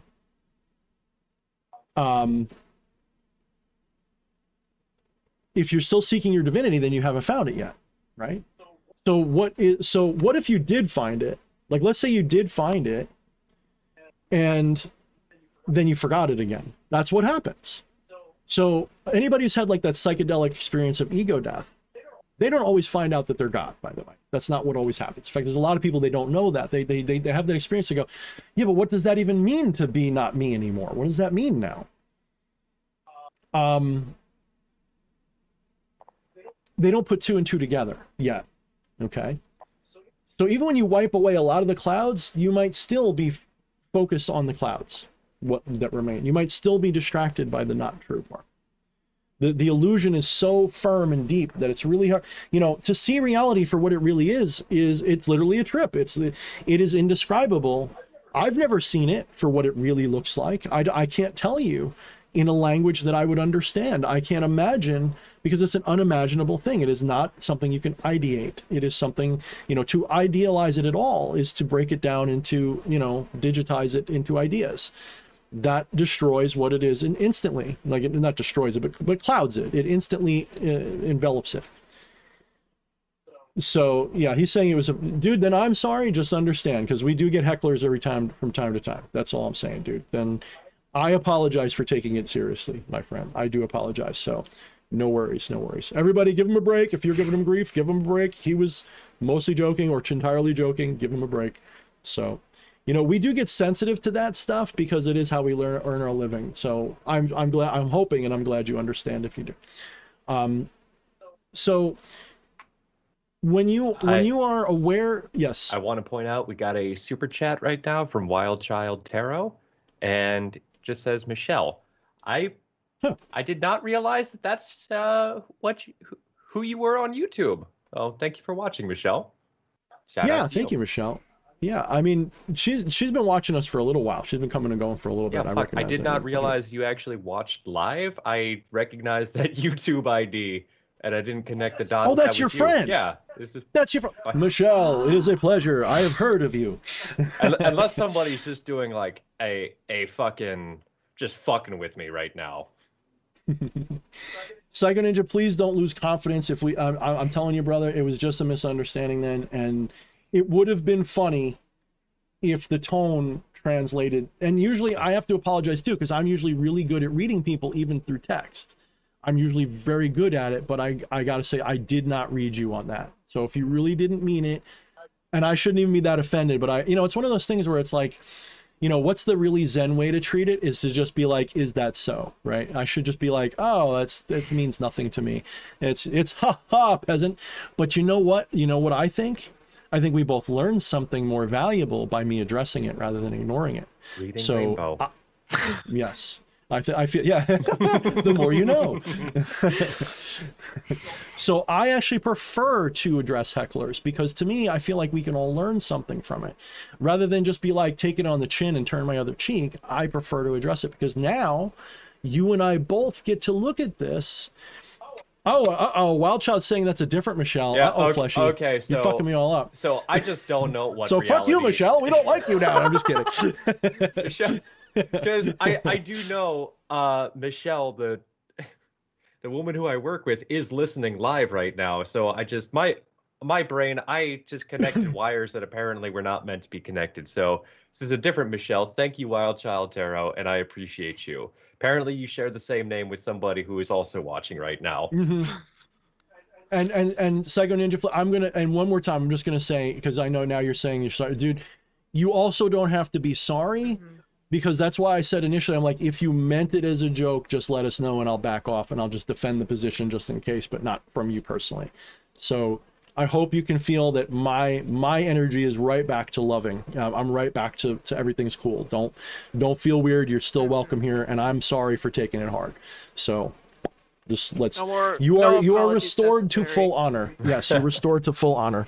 Don't feel insecure or sensitive or anything negative. Especially, I don't know if this is always obvious to from the other side of the screen. But one thing that I do want to point out is that we're going at this live and kind of balancing the bandwidth of our mind between keeping conversation and reading chat and so many different things that we don't always have. Things that might be obvious if you're just reading chat are not obvious to us. Sometimes it could very easily get lost.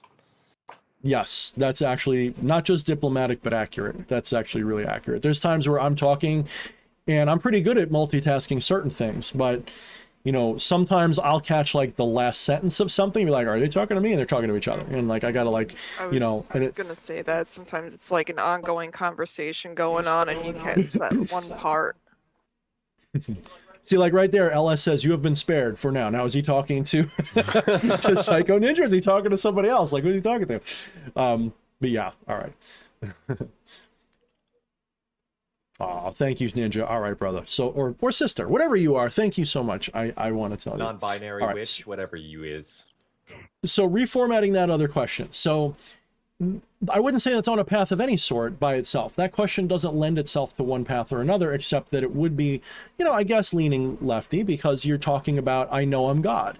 If you know you're God, that's almost automatically a left-hand position, pretty much, unless you know you're God in the part sense, like, oh, I'm part of God. This is why I don't like to use the word part. You know, if you ever listen to my linguistics when I talk about non-duality, I genuinely avoid, I'm not saying I never use them, but I genuinely avoid words like saying you are a part of God, or we're all a part of one another, or anything like that, because part, from an English language perspective, though it may not literally mean separated, obviously, it still implies some kind of separation because you are a part of, and parts can be separated. It's kind of like saying hot or like blazing, right? They kind of mean the same thing, but they hit a little different. And part tends to, in my mind, imply subconsciously separation. It's kind of like saying two Legos. They're a part of the same structure when you put them together, but they can be separated. You are so integrated with the whole, you are so the whole, you cannot be seen to even be said to be a part of the whole. You are the whole. You're it. You're the whole thing. That idea of partness is literally your mind's delineation, creating boundaries around ideas, saying that that's a part of that, that's a part of that, but they're all the same part. Right? So that's why I don't like using, you know, yeah, and Fallen Soul says part implies separation, not what I mean either. Yeah. So it is a thing that not everyone will see it that way, but I've talked to people where it's like they're almost there. They've almost got the implication, the real, what's the word I'm looking for? The real mind-blowing implication, the real depth of their union, but then they will talk about how they're a part of things, and I can feel by the way they're describing it, not just because they said part, not just because that's not why, but they will often use the word part, and then in that conversation, you will pick up on they still feel a separation somewhere. And it's really hard. It's really hard in your day-to-day life to not feel that separation all the time. You know, this idea that so take me, for example, you know, I am closer to what you described as someone who is aware of their divinity, but then still kind of seeks to embody it. Because as much as I am able to cast those clouds away pretty easily, I would even say, I spend some time every day in a very non-dual space. But then there's days where I can't do it at all. Because you can't do it on purpose. If you try, you're just putting it that much further away from yourself. The only way to do it, and I actually going to tell you guys, here's a little secret that they don't tell you when you're signing up for Monk Club and you're trying to like sit in front of a wall and meditate all day. They might tell you, but you probably won't believe it or understand it. They'll say, well, you're already the Buddha. You just don't know it yet. So here's the point I'm trying to make when I say that. You actually experience non-dual moments quite a lot in your life, but you don't focus on them. You're not aware of them. You're not paying attention to them. When you're living your life fully, just embraced in the moment, fully, with no thought, no concern, you are just acting, and you are just at peace with everything. You're experiencing maybe not a completely non-dual experience, but you're experiencing a non-dual experience. That is That'd be fair to say that's like flow state would be like that? Almost. Yeah, flow state is close. I think flow state can have different levels of what we mean by flow, because sometimes flow means your brain's running a mile a minute and it's really good shit. Flow state can also mean completely loose and you are flowing through what you're doing, yes. So, but yes, it would be for some people definitely that. It would be like that alpha, you know, or maybe a little bit of high theta brainwave activity, where you're really deeply resonating with your activities. And you know, it's like that eureka feeling. If you've ever had that breakthrough eureka feeling, without a lot of brain waves going on, you're kind of getting there now.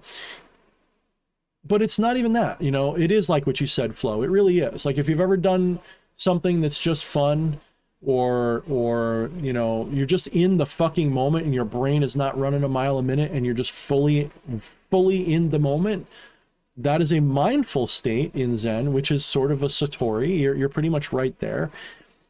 There's not much more you got to do to get to reach that final. Now, everything else, when we talk about like almost a psychedelic experience of feeling like you're everything, that's not necessary, but it is possible. And that is not necessarily so the non-dual moment is when the objective and the subjective are fully collapsed and you are fully engrossed in the moment. And just fully alive, without thought, without consideration. You were just there. You're it. You know, you don't think about your day. You don't think about anything. You were just, that is when you were the most godlike. That is when you were truly the most godlike. Not that thoughts are ungodlike, by the way. That's a right-hand mentality. It's like, oh, you must stop thinking because you must submit fully to thoughtlessness. No. Even Zen wouldn't tell you to do that. That would be like saying you're a stone Buddha or something. You're just, you know, dead. That's not the point either. The point is to not be burdened by thoughts, to not be stuck in because thoughts are a distraction from your true experience. You can still experience thoughts and be fully in the non-dual state. You know, it's just you see those thoughts happening differently. Instead of being those thoughts, the thoughts arise. It's a different feeling. It's a subtly different feeling, but it is a different feeling. It's like in the same way that somebody who has addiction issues, there are some people who resolve, I'll use that word, that addiction by never touching that substance again. And there are other people who can still indulge in that, but it no longer controls them. They can use it as a sometimes snack. Right. I would agree with that, because that's how I am. Like my thought processes are when I need them mostly. Okay, mostly.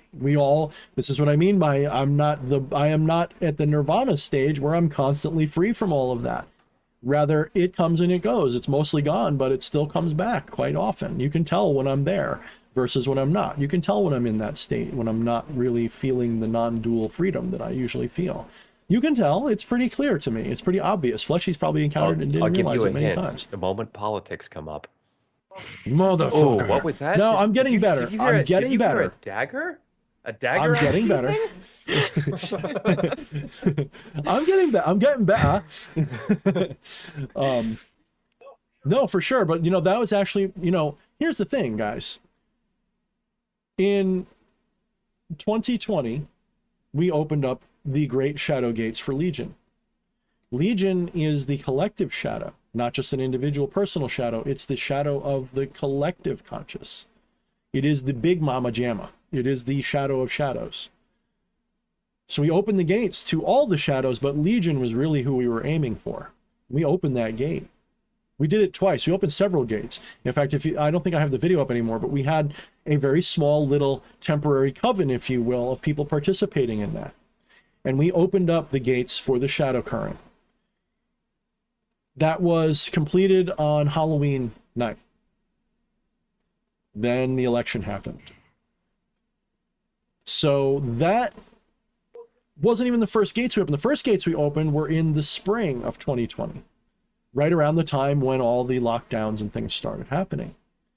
So what I see happening was, not that we caused any of those things, by the way. It's not like if you're a fan of MAGA, it's not like my opening the gates suddenly made Trump go away. That's not what happened. What the opening of the gates is doing is it's confronting you with your shadows, and shadows are attachments. That's another way to describe an attachment. Shadows are absolutely a kind of attachment. So by opening those gates, I was forced to confront my own attachments about a lot of things, because that's the point of those gates, is it really shows you your own shadows. So, and the community shadows. The whole world, as of 2020, now has a pretty good bead on what's really happening. Not everybody, but the people who are gonna see can see it very clearly. You know, anybody who doesn't see, they're gonna learn one way or the other, the hard way or the easy way. But a lot of people had their eyes opened in 2020. They now know you can't trust the government, the media, or anything, no matter which side of the aisle you're on. You can't trust any of these motherfuckers. They're trying to kill your ass, literally. They're trying to drain you dry. They want you, they're treating you like cattle. They're basically living off of you, and you're letting them do it. Raul Fernandez. So there's just like a lot of the Fight Club reference. Yes. Just like a lot of people see Hollywood as the actors they are. That's all they are. Yeah. They may say they feel a certain way, but what are they really? Actors. They're all actors, right? So like when you see them say like, "Oh, Trump's the devil, Biden's the devil," someone paid them to say that. They're paid to fucking say it. Like I'm going to say pretty much 100% of the time. I can't even imagine that it's not 100%.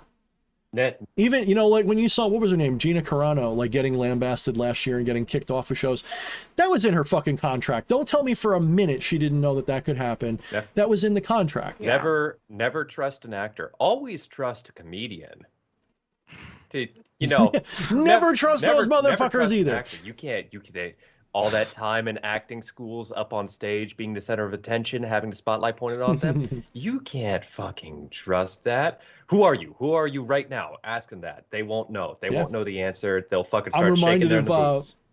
I'm reminded of Tropic Thunder when what's his name at the end, he goes through all the characters that he is at the same.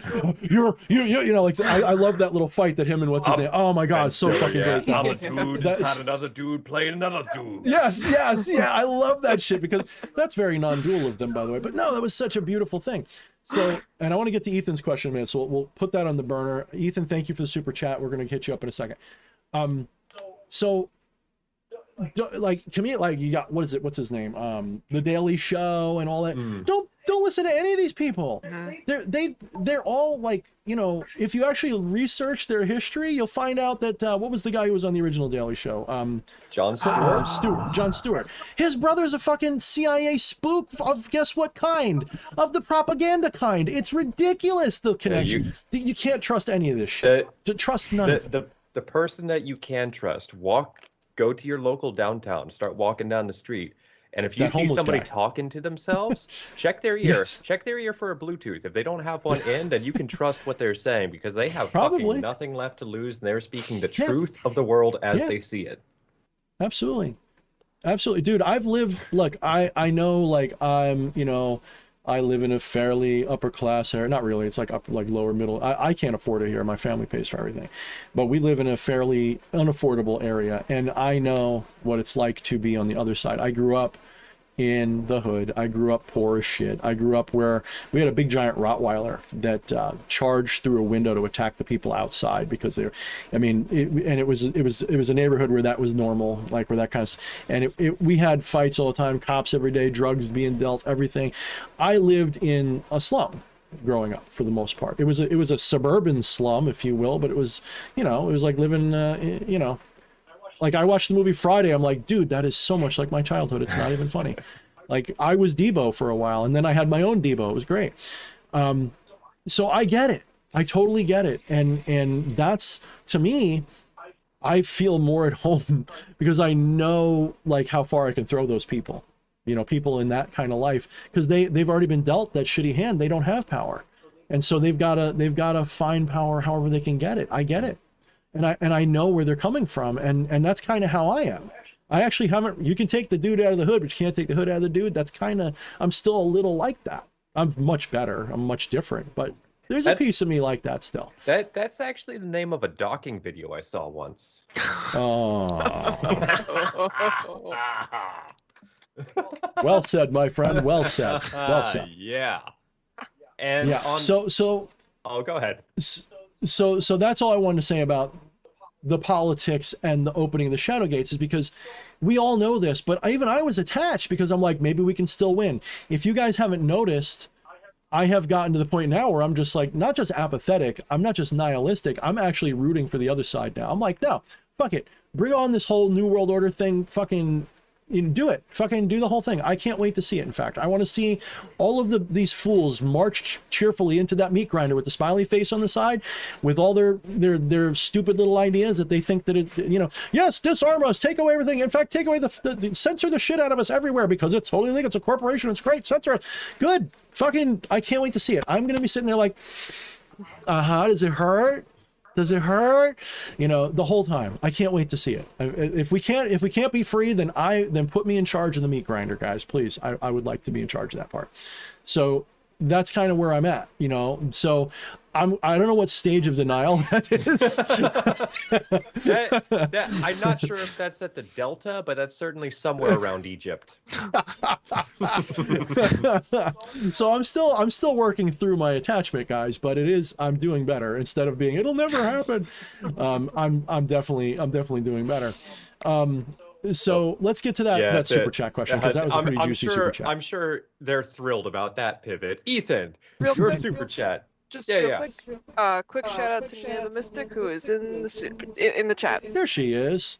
Nina, are you going to come on soon? Because I was on your channel last month. I want to get you on now. Actually, it was 2 weeks ago. Yeah, Nina is always hanging out and being so supportive in the chat. I want to see her on the show sometime. I do too. She said she might soon because she got something changed in her hours, so maybe she can. She's always supporting. I want to get her on and just, I'll have Fleshy mute me. I'll give him control over my mic somehow, and Nina can be. We can interview Nina because she's done so much. That's like the only person I would allow that for, because she's been so helpful without any expectation of reward. Yeah, you deserve the praise, girl. Yeah. Mr. Orange. I don't know. Maybe I don't know if Fleshy wants to hang around for that conversation, but that's something we could definitely talk about. Oh, what's those that? Guys don't know I feel myself fading out of this reality. I feel if you look on transporting to another. If you look on Fleshy's screen, he has a link to Discord GG with Woogamafat I'll post it in chat too. If you guys want to hit our Discord, be nice. We do kick people out occasionally, but if you want to go there, we do have a politics channel. If you feel like you can handle the heat, just be nice. We have rules about conduct for a reason. You can share your opinion about anything. Don't expect everybody to like it. At the moment, it's not very left friendly in there. If you're not insanely left, like if you're just like a soft left, you think like a little socialism's fine, you'll be all right. But if you come in there like, let's put everybody in gulags. No. If you're a tanky, we're not going to have you there for long. I mean, like, what did we say, Fleshy? Like the commies and the Nazis should all go into a big pen and fight to the death and both win. So I'll say this about what you just said. Obviously, we fall on different sides of the aisle with different things. We see very similarly, but disagree on the path to get there. I'm there. I'm a fucking moderator. Now, granted, I don't stick my head in the politics channel. What happens there is the fucking Shadowland. I think you glanced once. You glanced once to drop a meme and ran away like. Yeah, that's exactly what I did. Just like fucking about. So yeah, I don't touch that channel, but that's just me. I fucking hate talking politics, but my fucking faggy ass is welcome there. So fuck it, yeah. Yeah, no, I will say this, like. So I am unapologetically libertarian, which means I hate wokeness, but I'm about as liberal as you can get. Like, I want you, like, what do they say? I want you to be able to defend your pot farm with your gay husband with a machine gun and injecting heroin the whole fucking time. I want you to be as free as humanly possible, just so long as you don't impose any of that shit on me and try to force me into it. My personal freedom is everything. So I will say that there is a difference between politics and, we'll say, philosophy of government or philosophy of things like that. Like Fleshy and I have had conversations that I would say are not political, Yeah, but we're political. Yeah, like philosophy is all good.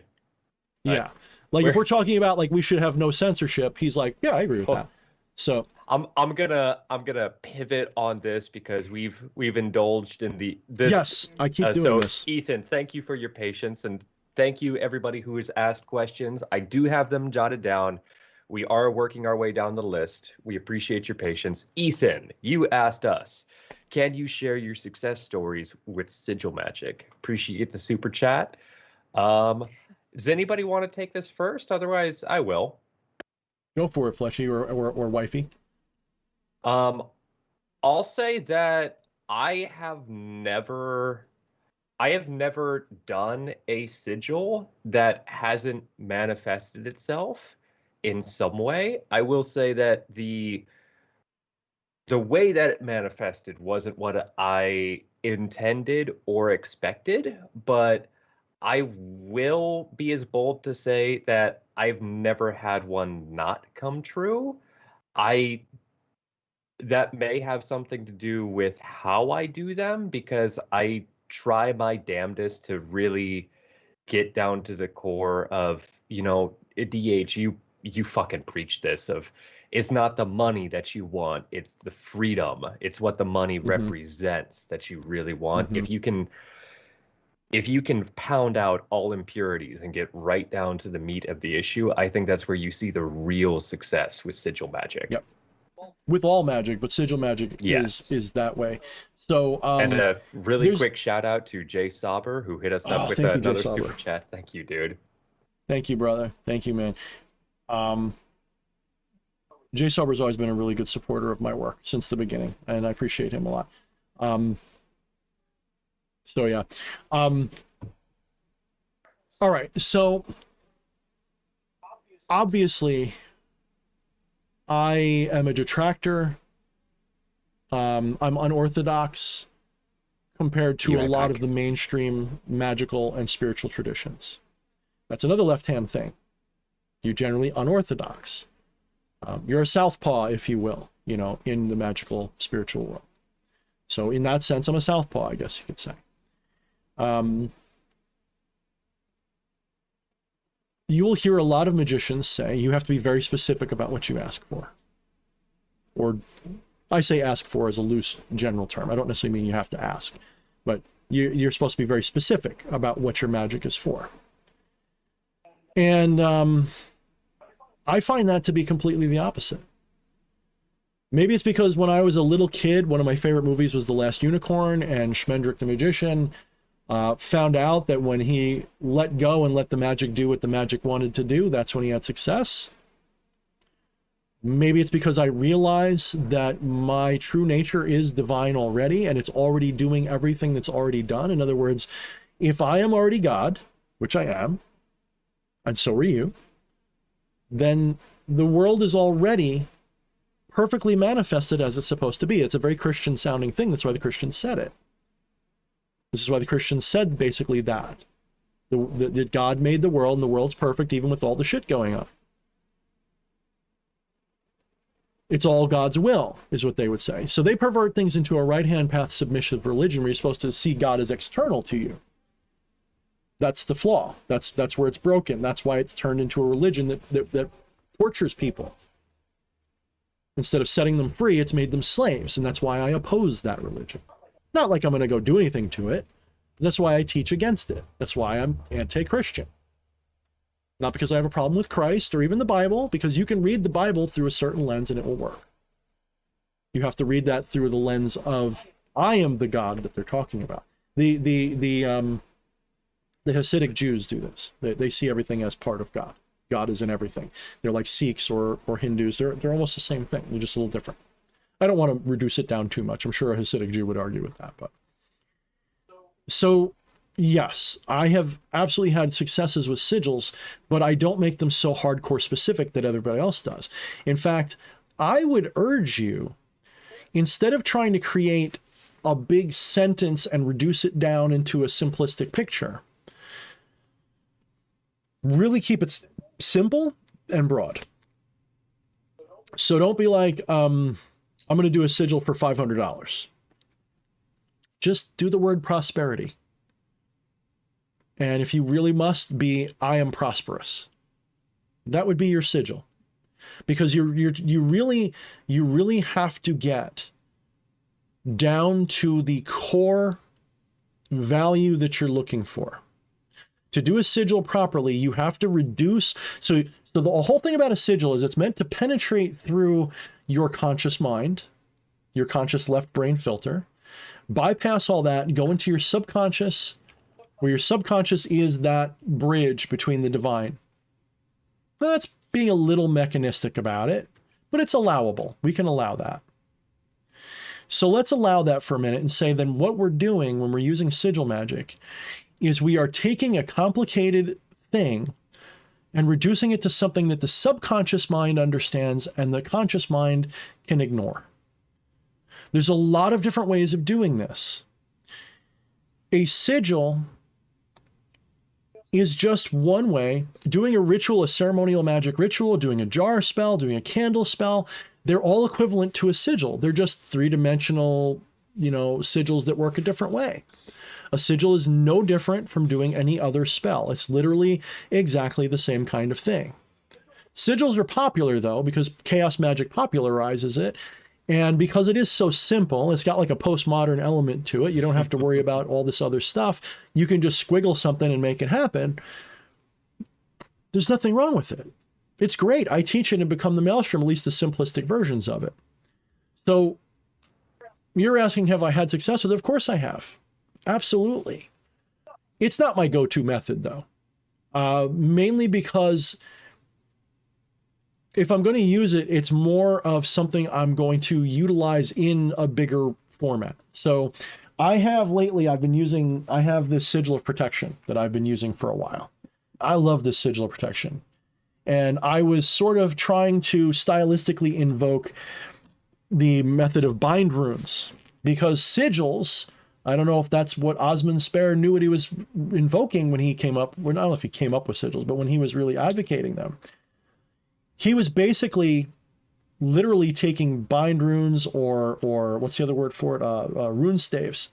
He was basically taking that concept from Norse, magic and westernizing it in the English alphabet rather than needing to use the Futhark. So when you're doing sigil work, look up bind runes. You're basically doing bind runes. You're just using English letters instead, which unfortunately there is one negative to that. When you're using runes, each rune has a really hardcore meaning attached to it. It's not just a letter. Now, English letters do too, but we've kind of lost all that. Nobody knows what the alphabetic letters really mean anymore, at least in the common understanding. I think if you look it up, there's some deeper meanings to them, especially if you go back to the Phoenicians where it comes from, but because it's the phonetic alphabet we use in English. If you use those old letters, even then, you might get some good lucks too. But we don't really have mental associations with the letters, whereas the runes, each one of them has a very deep meaning, like a tarot card. It's more like tarot. It's not exactly the same, but it's more like tarot. And so you can do bind runes if you understand the meaning of the runes even better than sigils, in my humble opinion, without experience, by the way. I have never tried it, but my intellectual opinion is, without trying it, I have a feeling that if you really understand runes, you'll get better luck using runes than the alphabet, because the runes have a very deep meaning for each letter. So Hellspine says, I got to say, I started using runes and I really dig the vibe. I do and I don't. My problem with runes is I hate getting, even ankle deep in the current culture surrounding the Norse mythology, because it's become a little bit gatekeeperish and toxic. And, I don't like to say this because I'm so anti-woke it hurts. You know what? But there is an element of going racism going on. Fucking white supremacists are ruining the Norse mythology. See, no, it's not. They're a very small. They're a very small unit of it. I don't see. I see it as gatekeeping, because a lot of those groups, it's not about your skin color, it's about your ancestry for them. It's no different. Listen, it's no different than the Voodooans that say you can't do it unless you're black. Yeah, right. There's shit. That's the There's same shit everywhere. I'm just calling it out because it's very prevalent there. It's more obvious. I actually refuse to see it as a white supremacist thing. It's actually it is an identity thing. It has nothing to do with like, oh, Caucasians are better or anything that it's like, it's that, but that's not even it. That's not even it, because a lot of those people don't mind when people of color participate in it, actually. That's not the problem. It's that you get people that say, oh, well, I am from Sweden, and so therefore my gnosis of heathen stuff is way better than yours will ever be because you're just Germanic and this. And it's like, whoa, the fuck? It gets really kind of weird and gross very quickly. That sounds like racism with extra mystical steps. Maybe, but no. Yeah, that particular inference was more racist. But I'm saying you get what I'm saying. Yeah, but it's not always it. There's a lot of, just when I started talking about runes on my thing, there was suddenly like this influx of people who had something to say because I said something a little different from what their vulva told them, and I'm sure it wasn't a real vulva. It was probably just some chick who said I'm the vulva now. So it's not really, to me, it's a minefield. You know why I like the left-hand path? Because people like that don't fuck around in here. They're scared of it because they can't do that, because it's a pirate ship full of cutthroats in here that are each one of us pulling in different directions, yet we're all going the same way. Right? What do you say? Oh, he earlier he was posting a gay pride flag with a pirate flag. Said that he intended the pirate flag to be empowering, and I said I took it that way.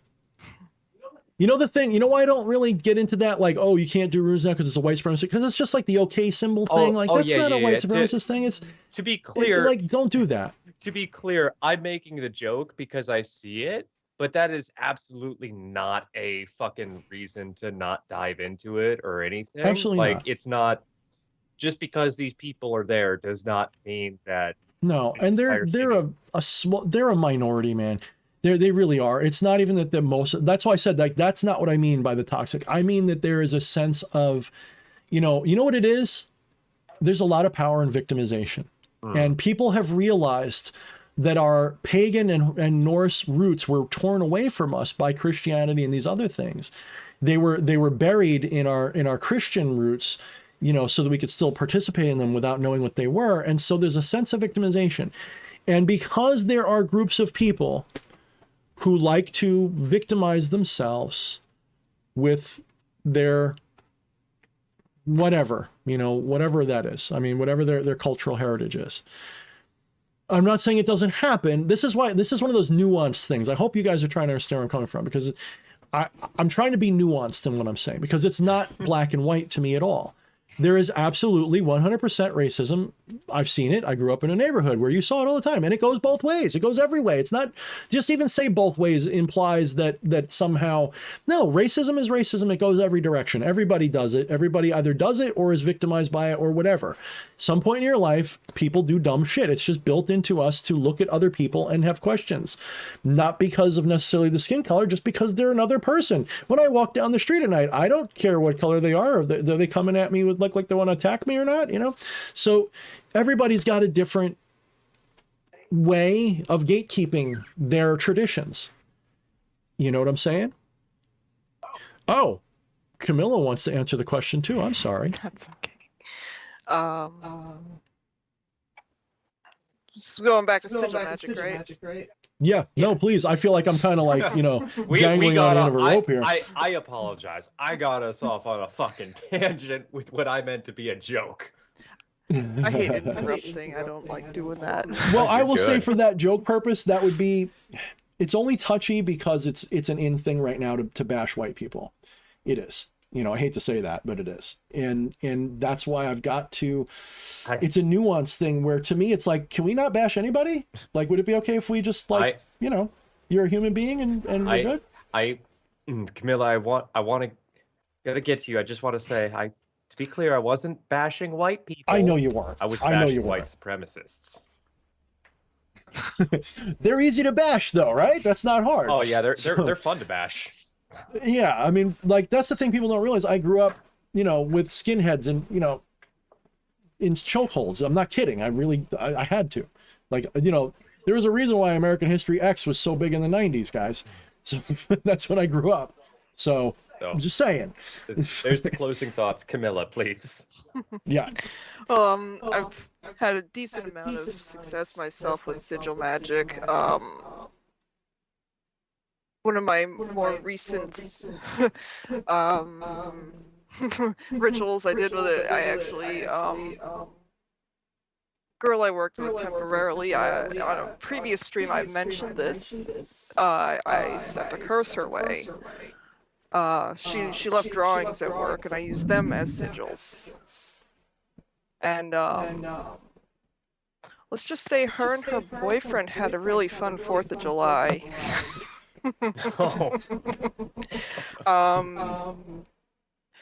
They were selling things to people in their neighborhood, right? And they made over $10,000.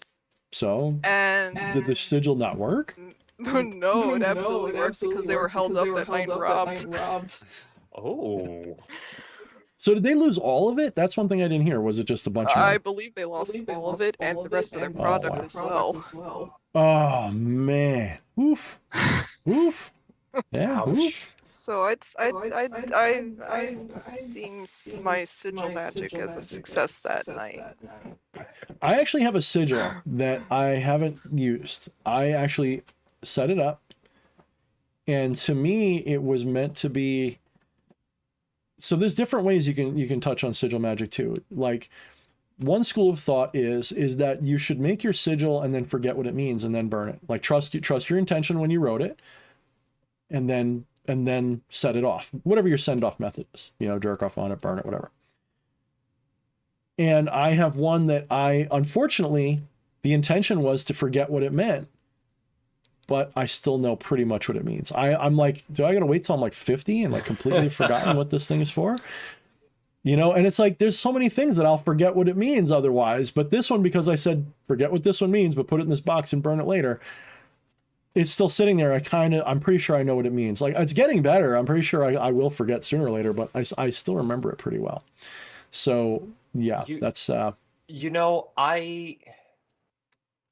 so one thing that drew me to, because I've always been interested in, and Dan Best, yes, curse talk is absolutely just fine here. It's welcome. oh, sure. Yeah. You know what it is? Real quick. It's one of those things where after you do the curse, you don't want to think about it until you see fruition. Yeah. You have to remember that you can't do it to anybody. That is to say, like, cursing is a misunderstood art, and in my opinion, so magic is, period. But curse is one of the great ways, and I'm going to let Fleshy talk before I really dig into this. But cursing is something that is really misunderstood as to what you're doing. So Fleshy, say what you're going to say, so I can go off on a rant. Well, one thing I will say for anybody. If there's anybody for any reason who hasn't tried sigil magic, you'll find lots of people telling you, like, there's 11 different opinions for every 10 people you ask about the proper way to do sigil magic. And I like what you're describing of forget the meaning before you activate it. And for me, that was always just such a extra step where that was kind of, I wanted to avoid some of that shit. And it's a stumbly step. That's a hard step. Yeah. So I don't always do that, by the way. Yeah, because it's such a... It's one of those rules that I feel like, yes, it would make it better, but I will honestly say that with a few exceptions, I have never done one that I truly forgot the meaning or intention of, and I still saw success. Fucking as much as we hate to say, like, I know we don't like to compare it to a scientific method, but at the same time, fuck around with it and see what works for you. And just it costs you a slip of paper and about 20 minutes of your time. Yeah. Right? What do you have to lose? You have nothing to lose. And I would even argue that you could even say that my return to magic was because I did a sigil about a year beforehand, just experimenting and fucking around. And I'm pretty sure the sigil was, you know, prove magic is real or something. I wouldn't even be surprised. I'm now that I probably did. I'm not even lying. I'm pretty sure that's what I did the sigil for. And I couldn't burn it at work, so I tore it up into confetti and then threw it into the wind. And I was like, yeah, we'll see. And I didn't really believe it. I just figured I'd fuck with it and see if it would work. So maybe that's exactly what happened. Maybe I cast a spell on myself and it worked. Thorne? 3 books later. Dude, I mean, that's the other thing. My life was in a hole until I got back into magic. Like, that's why, like, you know, not to rip on the thing that happened before about the shill comment, but that's why some of that stuff strikes a little bit close to home, because I tried to do life the way everyone told me, where it's like, oh, don't use your talents and your interests, work your ass off. And I hated it and I sucked at it. And you know what? As soon as I started doing magic and doing pacts with demons and all that kind of stuff, hey, look at that. My life changes. I lose almost 100 fucking pounds. I start making a living. I have actual fucking savings worth calling savings. And my life is even more, not just blessed, but not just blessed. What's the word I like to say? Not divided.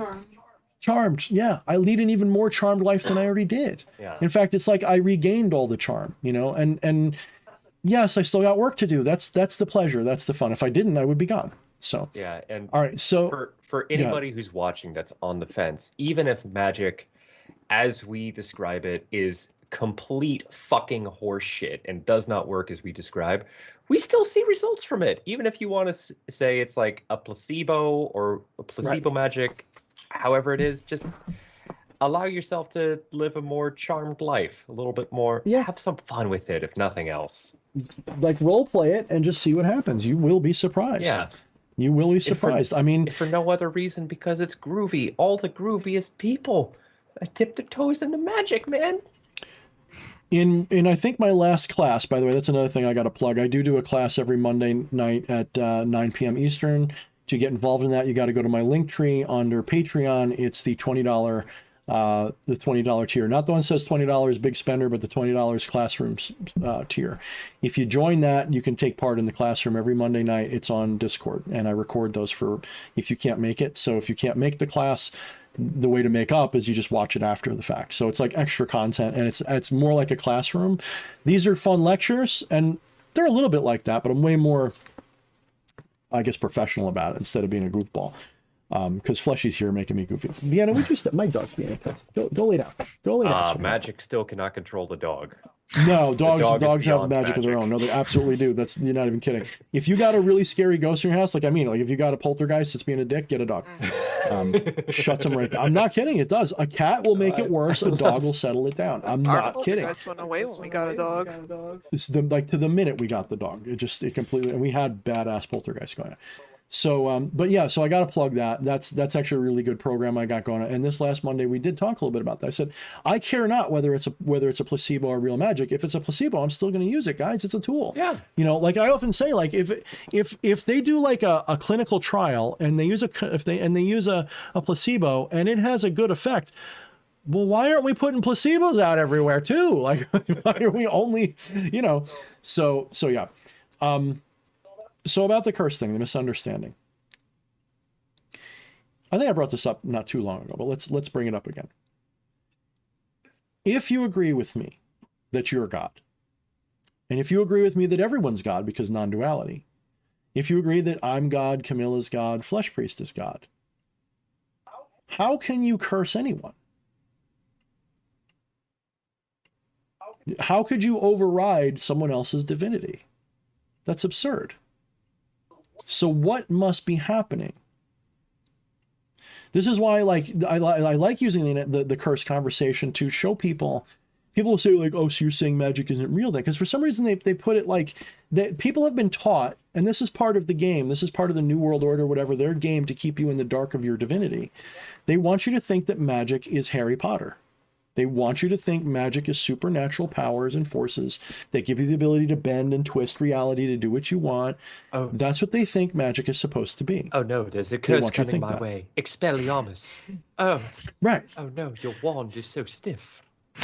Whoa. I feel like there's a shadow here. I'm sorry, I lost myself for a minute. So if magic is real, what is it then? So let's, that's kind of the subject of my newest book that I've been working on. I don't mind telling you. Magic is, number one, an art form, but magic is not about causing things to happen. Magic is about putting yourself into a situation where you can experience your divinity directly. It's just one more way to do it. So meditation's one, psychedelics might be one, magic is another one. The way magic does it is you do a ritual, whether that be a sigil, jar spell, ceremony, whatever it is, like a prayer. I'm going to tell you, it probably has about the same amount of efficacy as a prayer does. A prayer is a kind of spell. Oh, yeah. Can I interject real quick? No. My whole view on the whole curse thing is oneself trying to teach another part of yourself. Don't say part. I'm kidding. Go ahead. You know what I mean. I know what you mean. One part trying to teach the other part how not to be, to push them towards ascension. Good answer. Yeah. So it's really in a gift line, in disguise. A teaching moment. So in that line, from experience, you will find it very difficult to curse someone who doesn't deserve it. Now, what do I mean by deserve it? Obviously, if I'm not a moralist, what do I mean? If you find someone who is altogether very balanced, someone who is not very attached, someone who is very few vices, they don't get into a lot of trouble, they're not likely to be into drugs, they're not likely to beat somebody up and go to jail, they don't put themselves in dangerous situations. So already the field of possibilities is limited on what could go wrong in their life because they're already living a pretty charmed life already, right? Because they're doing all the right things. But let's say you're trying to curse like a Zen monk or something. And you're going to be like, well, I cursed him and he fell down and died. See that? My curse worked. That Zen monk is like, release. You didn't curse him. You set him free. So what did the curse do? This is why I become the maelstrom. I say, let's say you do a death curse on someone. Don't expect the person to die. Treat it more like the death card. See it as they're going to be removed or the situation will be completely changed from the way it was before. The problem will die, if you will. Not the person. The situation will be irrevocably changed. For the better or worse. So I said, become the maelstrom. If you curse the person, don't be surprised if they make... let's say you got somebody at your work that you hate and you curse them with a death curse because you're a petty fucker and you want to kill your boss. Don't kill me, Susan Wojcicki. We all know magic's not real. I got to say that stuff. So you curse them with a death curse. And a week later, they get a promotion and get sent off to go work at the Hawaii office, 1,000 miles away from you in the lap of luxury with a big raise and a big promotion. You're like, fuck, I cursed them with a death curse. Didn't work. You know what my answer is going to be? Are they in your life anymore? It worked. The death card happened. The end of your relationship occurred. The death curse worked. Yep. So that's one way that curses can be understood. But let's take it to another level. If you are God, and they are God, because they are, can you force anything like that to happen? Absolutely not. There's a movie with John Travolta called Phenomenon. And if you've seen that movie, you might know the scene I'm about to reference. But there's a scene where he is demonstrating his telekinetic powers. And yes, Camilla does have an echo. We're in the same room, Raul. Sorry about that. Where John Travolta is demonstrating his telekinetic powers. And he's making I think it's a pencil wiggle back and forth just by like flicking his hand at it. And the guy's like, how do you do that? And the dog is really trying to get in trouble. Go lay down. Go lay down. I might ask you, sweetie, because I have to unhook, if you wouldn't mind giving her a treat or putting her in the bathroom with some. She's really trying to. She must think it's time for her late night cookie. She's really being a pain. Don't reward her. Make her do something first. Of course. Only reward her when she does the right thing, not the wrong thing. She's old, but she will learn a new trick. She cleans up our house for us. Yeah, she cleans up our house for us now. Like, she's figured out that if she sees something on the ground and starts playing with it and then brings it over, we take it from her because she's being really sweet about it, and we give her a treat to say thank you. And she's now, so she's kind of become useful, but she will, when she wants a treat, she'll look for garbage on the floor. She'll find like a paper or something. It's really cute. That's actually a way cuter way to have a Roomba. I just glued a bunch of fucking rats to a Frisbee. Except this Roomba shits all over the floor because she's an inside dog because of where we live. So it's kind of, you know. But she cleans up her pads too. She rolls them up for us. She rolls them up and then pisses next to them. It's great. No, she does. So, She's been very good about that. Someone cursed our dog to have one of them lifestyles. Anyway. So if you encounter someone and you curse them,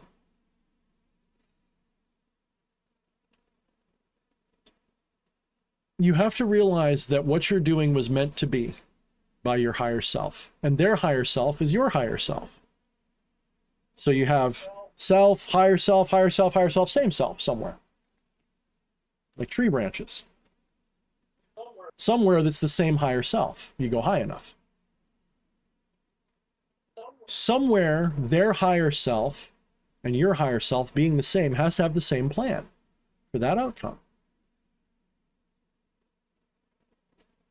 A Christian would see this externally and say, that's God out there deciding. No, that God is you. So how do you do an effective curse? You pick an effective target. You pick a you use divination. You use your own true intuition and with a calm, rational mind about it. So I'll give you an example of someone that I nailed. A very public person. I wasn't the only one. I can't even take credit for it because I'm pretty sure, you know, half of the magic community probably cursed this person. I sent a curse out towards Derek Chauvin with the intention of, if he's guilty, let him burn. And I meant all of them. Within 24 hours, the precinct burns down. Within less than a year, he gets into deep shit.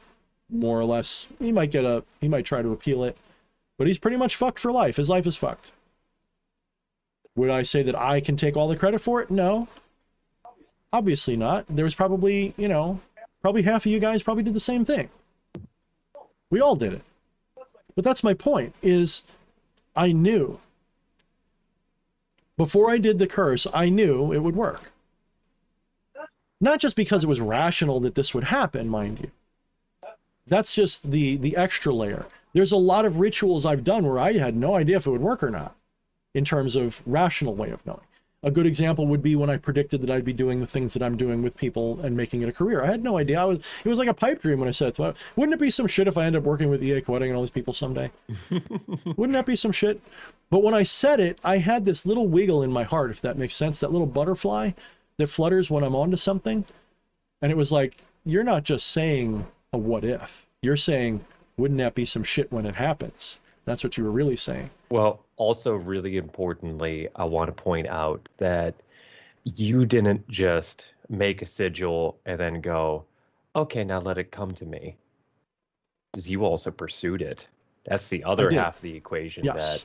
That some people, I forget, I think really miss out on. So there's definitely, like, these are the superstitious people. Superstitious people, and I love all of you guys who email me, by the way, because I do ritual for hire to a degree. I'm kind of picky about certain kinds of rituals. If you come to me with a very vending machine attitude, like I'm a genie in a bottle, I'm going to find a way to say no. Just telling you. Magic is not a genie in a bottle. It's not a vending machine. I am not someone who grants wishes, okay? I'm not the great and all-powerful Oz, who if you come to them with requests for, I need you to make my ex catch on fire and run down the street naked, I'm going to be like, no. You want a consult? We can have a talk instead, you know? Without being too specific, you know, like I'll have people who will ask me something and I have to steer them towards a realistic use for magic, a proper use for magic, a proper understanding of magic. You have to be willing to accept that nothing may change for you.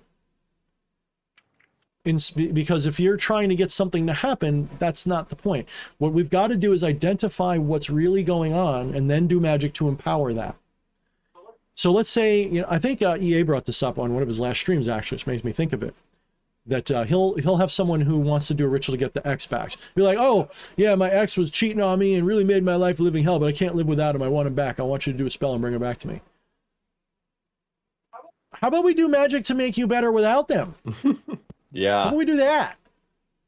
It's not even a moral thing. It's like you are God already. You put them in your life to learn a lesson. You didn't learn it, so now you're trying to learn it again the hard way, motherfucker. Yeah, well, my job, you're spending, you know, I'm nowhere near as expensive as EA is, but you're spending potentially, you know, $100, $200, $300 on me for a real heavy ritual. You know, I'll do cheap magic, sure, but that's got even less, you know, attachments of you know, that's just like, yeah, if I can fit in a candle spell, I'll try it. Do magic to you know, heal your heart first. Yeah, right. Are you talking I want to direct you towards something reasonable. Are you talking about EA co-wedding being expensive or EA games? EA games, what a freaking joke. The only game they've made in like 100 years that I actually really appreciated was Fallen Order, but I don't want to get into that. That game was pretty tight. There was Mass Effect. They didn't make any except the last one of those. Yeah, and that was the terrible one. Okay, so to be fair, they grabbed a good. Okay, no. I'm indulging myself. I'm not going to walk down this path. You're right, though. No, you're right. They grabbed a good No, IP they bought and it, yeah. They went, here you go. BioWare made a great game, and EA still bought it. That's what they did. Yeah. BioWare is funny, too. Let's not talk about that. We're too much game nerds. You know? This is a whole other stream right here of let's shit on EA games. You know, I've often joked around, we should do a video game side channel. Like, we really should, just to like, stream games and shit. I want to...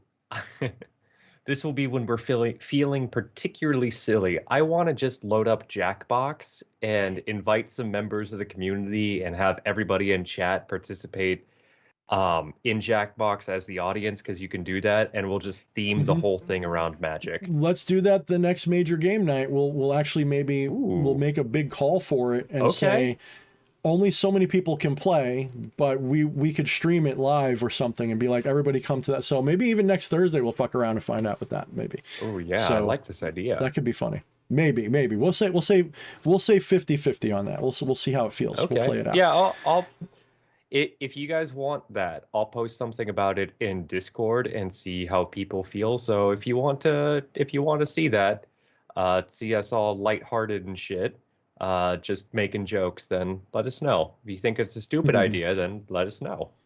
Yeah. So Mysterious Jagoth, don't even worry about it, dude. You're fine asking questions. I'm actually we're probably gonna touch on one of those questions in a minute, but so don't feel bad. You can ask questions. I like questions. That's why we call them a question and answer show. And I want to say Bel Asher, excuse me, I'm going to say it wrong just because. Bel Asher Salam, Ascension to Godhood isn't easy. Actually, it's really easy. It's that we make it hard. What's that saying there? The unfortunate fact of the matter is that knowing the right thing to do is incredibly easy. It's the doing it which is incredibly difficult. You're getting there, but it's even worse than that. You don't want to be fully in your God divinity self right now, or else you would be. So you're actually working against yourself if you're trying to do it. And you're working against yourself if you're trying not to do it. This is the meaning of Wu Wei. The real meaning, in my opinion, is you've got to accept that it's going to happen. Not on faith, you just know it is, because it's inevitable for you to return to source if you're into Gnosticism. It's inevitable for you to awaken to your Brahman and Atman self if you're into Advaita. It's inevitable. Totally inevitable. The thing is, you are playing a game right now where you're just you. You're not ready to play the game where you're an avatar of God yet. Some of us are. Like, I'm at the avatar stage, the very little teeny avatar stage. I don't do this and entire universes appear. And I don't think that's how it works anyway. But maybe that's why it doesn't work that way. I'm in the, I know I'm God, and I'm going to enjoy being a human being with that knowledge for a lifetime, a generation, maybe more, whatever. I'm going to enjoy that because that's an adventure. Look, when you play a video game, do you want to go right to the end or do you want to play through it? Of course you want to play through it. If there was a game that said godhood, would you want to just run right to the ending, or wouldn't you want to get to the part first you learn to fly, then you breathe underwater, then you can like do this and that and top time and your sword can chop through boulders. At some point it gets boring because you have too much power, you know, you're overpowered and it sucks. So you want to take as much time as you can take to get to that ultimate truth. Trust me. Because even when you hit that ultimate truth for a minute, maybe you're doing psychedelics, maybe you've done a ritual and you have a complete integration with your divinity like I talk about once in a while. If you've ever had that moment, you always come back. Because you're not, if you wanted to be that, you would be that right now. You wouldn't be here. And a skeptic will say, that's why you're not God, because if you were really God, then if I told you to prove it, you'd prove it. No, that's not what it means. Because it's not like that. God, so sorry, I said so loud that echoed on my wife's thing. If you are God, the question is this: how does God make a rock they can't move? Is it even possible? Of course it's possible. The only way God can do that is if God forgets that they're God for a while. They can make a little pebble and then become an ant that can't make it move. It's just too big. That's all they have to do. It's not hard. You're like, well, then they did. So it's a paradox. They can flip it around at any time. It's through ignorance. Ignorance. If you are all knowing, you must also know ignorance, right? You can't have one without the other. Mm. How can you be all powerful if you can't be powerless? You have to have both experiences. To be either one, you have to have both. You must be both. So can't have some sunshine. This is why it's without a little hard. bit of rain. This is why it's hard.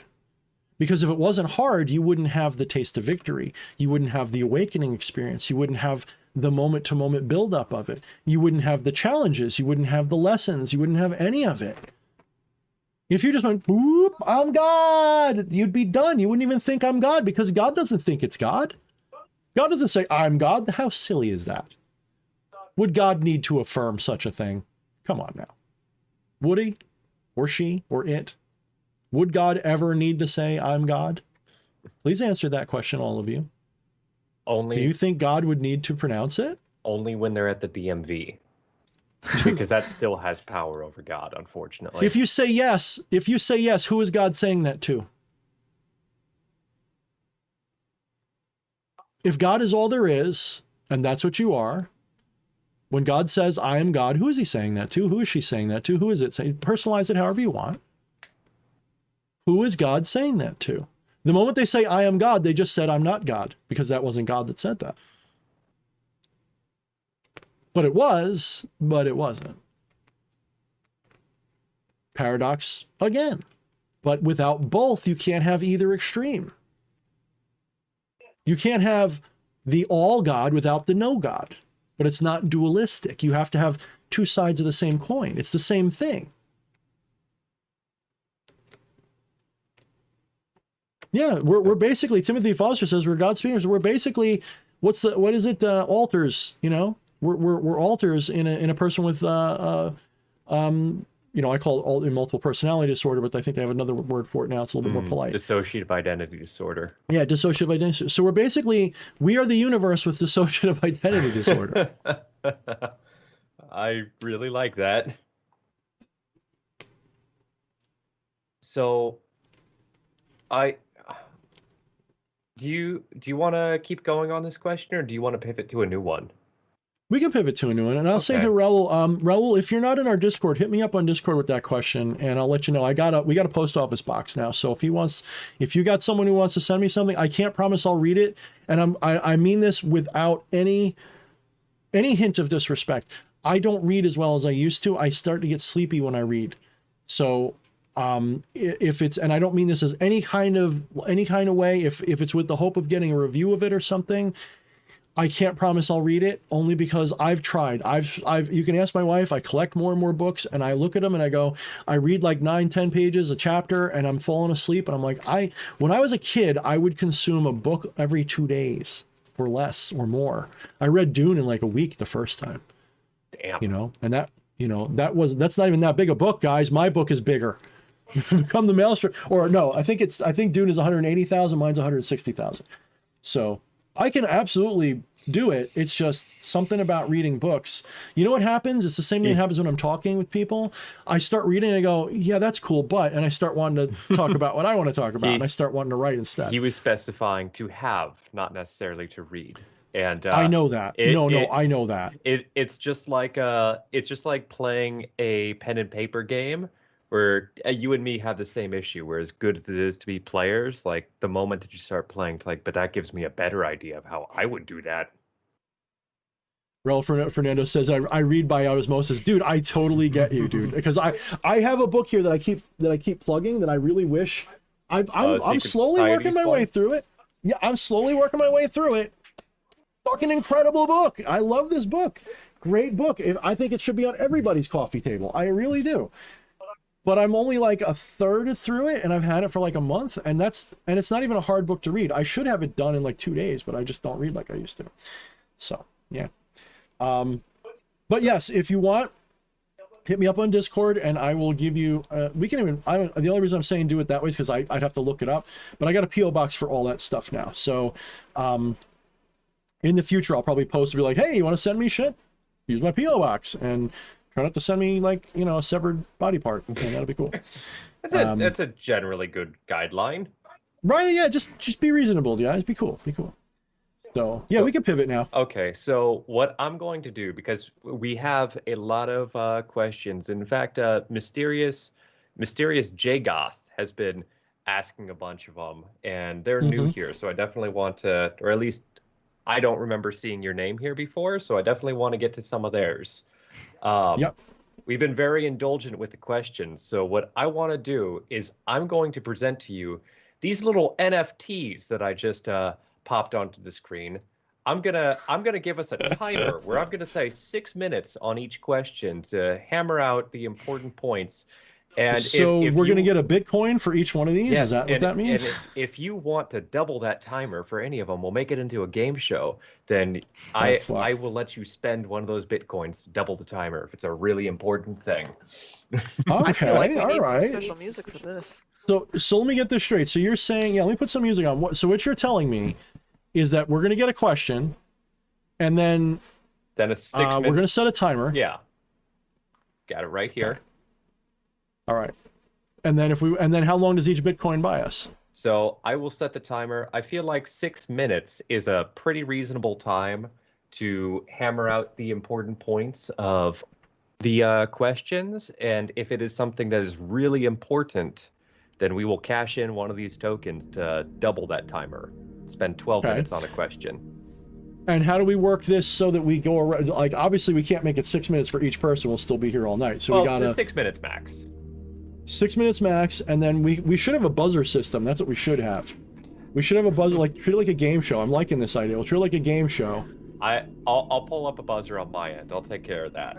I promise that I will always go at least second, if not third. How about that? Okay, fair enough. So, if one of us feels like we don't have something that we want to contribute first, we'll just say pass. Camilla, will that be our covenant? Sure. Sounds good. Okay. Awesome. So I have this. I got some mellow ass new agey kind of music playing right now. So okay. It's your Jupiter thing that I downshifted a bunch. So our first question to start this game show would be from Dan Best. DH, I was watching a History Channel documentary. They were talking about people that have brain injuries. About how people with brain injuries are more susceptible to having supernatural abilities. What do you think? I will say that, well, you know what? No, I'm going to pass on that one. I think you'd surmise it better than I would. No, you could. Like I said, I'm going to shut up, so it's between you and Camilla first. Camilla? On the spot. Shit. within reason, I could agree with that. I mean, like there was this whole thing we saw one time about a woman that doesn't technically have a brain, and it's not necessarily magic related, but it had to do with the subconscious and when it would blink out if she died. Because I forget what part of the brain it was, but the majority of her brain was not there. So I could see that kind of having an impact on magical related stuff as well. You know, with the whole, it's hard to explain. I feel like it's I feel like it can be perceived as magic because it's putting somebody, they're working differently now, where they're not neurotypical in the way that we understand it. So the things that they perceive or understand can almost, it is magic, but in the context that that word implies in the common parlance, it appears more magical to us. DH, what you got to say? So there's a lot to unpack, so I'm going to try to keep it brief. Number one, don't look at all of this at all like superstition. Take superstition out of it. Treat supernatural as a mystery. Don't try to treat it as a machine. Don't look at things and think of it like supernatural abilities, like special effects and all that stuff. But I will say that what Fleshy said about neurotypical stuff is very important. My biggest understanding comes from, there's a few people who, and I think my wife brought it up, who had huge sections of their brains missing that they didn't even know were missing. They were born, maybe they had, what's that thing, encephalitis or something, their brain swelled up, and huge portions of their brain were dead. Now maybe they had a lower IQ than average, or maybe they didn't. But they lived a normal life. But they lived a completely normal life. They were there. Yeah, they were still all there. Now, to be fair, according to the doctors, a big part of this is because it happened when they were very young usually, and so the neuroplasticity of the brain means that their brain adapts and different parts of the brain picks up for what's missing. Now, a brain injury or brain damage or brain trauma, all of these things, in my personal opinion about the brain, and I'm not a doctor, but doctors don't have an answer for this fully yet. They would some doctors would disagree just because on principle they don't like anything that sounds like woo, so they're going to say no. They're just going to automatically default to no. My opinion is that the brain is analogous, most analogous to a radio transceiver. Consciousness is not produced by the brain at all. Consciousness is not. Thoughts, maybe. Memories may be stored in the brain. Perhaps that's where memories are stored fully.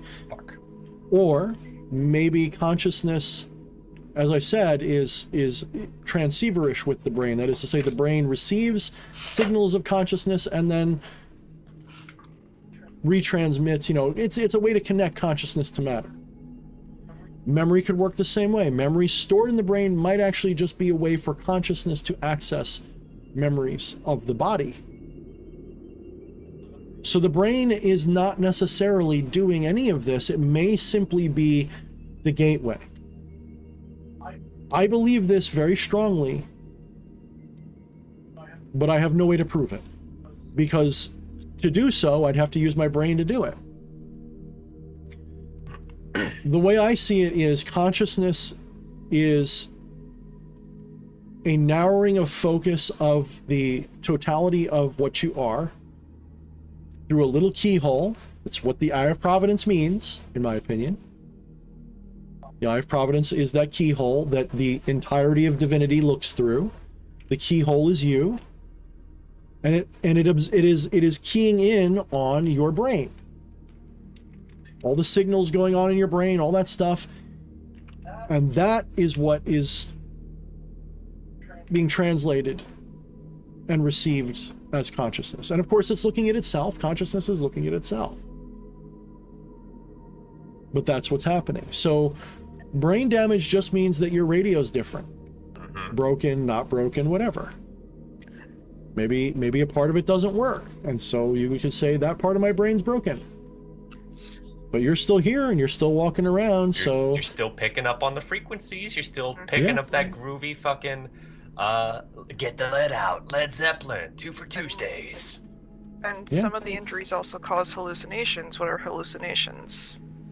Yep. Everything's a hallucination. Everything right now is a hallucination. You're hallucinating reality right now. There's no... any neuroscientist that tells you you're not is insane. They don't know what they're talking about. I have to say they should send their diploma back. Any competent neuroscientist will tell you that you are hallucinating right now as we speak. They may not be spiritual. They may think that it's still all brain first stuff. They might be completely materialistic, but they have to admit that whatever your reality is a kind of hallucination, but it's based on valid input. But if you look at all of those little, you know, optical illusions, oh, I guess I have to shut up. Closing thoughts? If you have that optical illusions that you can see, did you have a gong? I'm gonna shoot you in the face. Do it. If you have optical illusions are proof that your consciousness is based on an illusion. Because everything works that way. In fact, I don't want to get into it, but there's a whole, look it up. You can find out some pretty crazy stuff that your brain fills in the gaps for, and it does that all the time. Okay, I'm done. Okay, so the next question we have comes from Mysterious Jagoth. Do you need to use blood for revenge oil? I'm going to pass on this because as much as I would advocate for it, I have not actually used blood for ritual yet. I'm going to say that revenge oil sounds like a specific kind of practice, so I'm not going to answer that either, because it sounds like, look it up. You know, what I will say, magic is not a machine. It's all symbolism. It's an art form. One culture's interpretation of red means something different from another culture's interpretation of red. One culture's interpretation of a word can be different than another's. Take the serpent, for example. In Western culture, unless you go back to antiquity, the serpent was always negative. But if you go back far enough, it means basically the same kind of thing as it means in the Orient. In the Orient, the serpent means life and beauty and sex and all this good stuff. It's a beautiful creature. They love it. But if you go to Christians, the serpent is a bad guy. Which one's right? Well, they both have valid reasons for saying what they're saying. But the older truth is the serpent is the life force, the animus, the neurology part. It is the serpent wrapping around the tree of life. It is the neurology. It's the mind, is what it is. It's not even the animus, excuse me. The animus is the tree itself. It's the neurology of the. That's actually the symbol. What the symbol of the tree in the Garden of Good and Evil and the Serpent is. You have the earth, which is Saturn. You have the tree, which is the sun. You know, the animus, the life force, and then you have the moon, which is, you know, which comes after. It's Monday, which is the serpent and all this other stuff. So the point I'm trying to make here is that the symbolism of blood is symbolism first and foremost. That's what it is first and foremost. Secondarily, blood being a component of your body, a cast-off, if you will, is a powerful anchor. That said, subconsciously, it's a pretty universal anchor. If you put blood on something, you are literally putting a part of yourself into it. So if you're doing a curse on somebody with your own blood, subconsciously, are you cursing yourself? Potentially, if you use it wrong, maybe. If you use blood as an offering, no, that's fine. Like, you know, if someone says never use blood in a curse, well, okay, you can give blood as an offering in a curse, though. In fact, I would consider myself a kind of blood magician, blood sorcerer. Doing blood magic is one of my primary ways, because a lot of my rituals involve giving blood offerings. If I'm working with a spirit, I almost always give a blood offering. I've been told my blood's really good. I feel like that's a really good way to just fucking John Hancock your shit right before you send it to dear old Richard. Right? So, are there times when you can? Sure. Of course you can. But I don't know specifically blood oil. I don't know specifically that, what was it, poison oil? Revenge. Revenge oil. I honestly don't know Because to me, magic is not a machine like that. I have my own practices, and I will occasionally look up others for inspiration. I actually got this book recently that's very low magic oriented. It's basically a bunch of spells. And I bought it because I wanted inspiration for writing new spells. You know, I wanted some new ideas to play with. I don't have in my mind the slightest belief that, you know, it matters one stitch what color my candle is. It doesn't matter one iota if I've got the right herb or not. It doesn't matter at all if I use the right sigil for a spirit at all. It's the intent.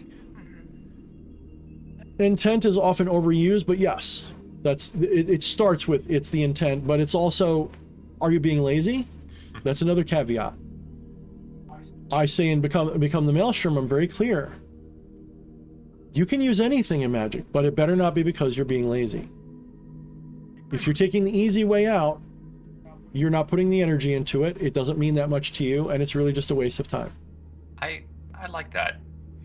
And I also want to point out, J. Goth did state, after we started talking about this, that it is the Revenge Oil specifically is something that is offered by, oh son of a bitch, I just had it here. It's something offered by Dark Moon Enchantments. Mm-hmm. Ask them. I mean, they created the spell. What's their symbolism and what's their reasoning behind it? But I will tell you what blood symbolizes. You know, blood symbolizes, obviously, it's one of the best anchors you can possibly have. Or a tag lock is the other word. I like the word anchor because it just sounds, it's more English. But it is the best. You know, there's not really much better. There's a reason why you sign your name in blood on those fictional, you know, blood contracts, right? Wait, your blood is a direct line to your being, and it's still blood is not filled with energy so much as it is a conduit of energy. I see of it kind of like the solder in a circuit board. You know, good analogy. You know, it's how you connect to things. It's a carrier, but it is not itself. You know, people are like blood is so full of energy. It is. I'm not saying it's not. It's the same way that the copper wires are full of energy, but right, they're not the same. You know, I mean, right. like bingo. With sigil magic, you trace the sigil with your blood. It's laying the wiring. Yep, you're kind of laying an essential wire. So as a vampire, right? I've closing thoughts. As a vampire, if you read my other book, my vampire book, the Infernal Vampire's Handbook, if you read that, blood, and I even bring this up in Become the Maelstrom, blood being a conduit, it's not the amount that matters. If you are a sanguinarian vampire, a few drops will do you, because all you need is that connection. You don't need a fucking Blade opening scene blood rave to get that fucking point across. However, just like with any conduit, the more contact you have with it, the better. So it really depends on where you may not realize where it is, but where does it feel like your psychic mouth is for the consumption of that energy? For me, it was mostly in my hands. I'm not saying there was none in my mouth or my throat or my stomach, but to me, I felt the strongest feeling when I was holding a hand in my palms, holding blood in my palms, the strongest pull. So when someone had a cut, I'd be like, and I'd breathe in through that, and I would feel it. Maybe I watched Vampire Hunter D too much as a kid. Moment right there. Oh, yes, it was. Oh, Ralph Fernandez, you haven't seen my ritual space. This is my front office, my back ritual space. If you go through my older videos, and in fact, I plan on doing, because Flesh Priest wants to do one of the new rites that I'm planning. If he's okay with it, I'm going to make it a public rite. That is to say, I'm going to record it and make it public. That's up to him, though, if he doesn't want that. Yeah, we should talk about that in the DMs. But if not, I'll just do a demonstration version of it. And it's not even what I want yet, because my kid's moving out, and when he moves out, I'm taking over his room if I don't move first. And his room is going to become my new ritual chamber when he moves out. So I'm sorry, Scotty, but Lucifer lives in your bed now. Yeah, basically, that's basically what's gonna happen. Hell, my wife's like, yeah, no, that'll be great. We can keep the snakes in there. No, I mean, all his stuff is gonna go into storage because it's gonna be a has to. long time before he comes home again. Yeah, yeah. We'll yeah, have a so- mattress for when he comes home for the weekend, but it's gonna be a long time before he's home again. And in case somebody thinks we're being really, really weird, we have a, what is it, 700 square foot 700 apartment? square foot, and he's going into the Navy. He's gonna be gone for 6 so- years. We're big people. We need the room. Hey, you fucking tall ass motherfuckers. I understand. I'm one too. Like we need the space. Our knees are so delicate and precious. We need all the space we can get. We have. Unless they bring up the hoarding have part. to duck to get under the shower head. Yes, we Yeah, right? we need to bend over backwards just to wash our hair. We have to bend all the way down to our waist to just cut the carrot that's on the countertop. Okay, so I'm gonna ask this next question. I'll give my thoughts really quick, and then I gotta run to use the bathroom real fast. So Timothy Foster asks, is there anything too taboo for you in regards to the left-hand path? I will say for myself personally, I like to practice that idea of do unto others as you would unto yourself. There's things, just like we outlined earlier, of don't do fucking shit to kids. Jesus Christ. Yeah. But like in general, just I don't even mind getting a curse because of how we outlined it, of it's an opportunity to overcome. It's a teaching moment and all of that. There's not a lot. If it's something that I don't feel like I would like done to me, then I generally don't do it to other people as just a guideline. I'll be right back. What do you guys have to say? I agree with that. Anything kid related, just gross to me. For the most part. Otherwise, it really doesn't, more or less no holds barred.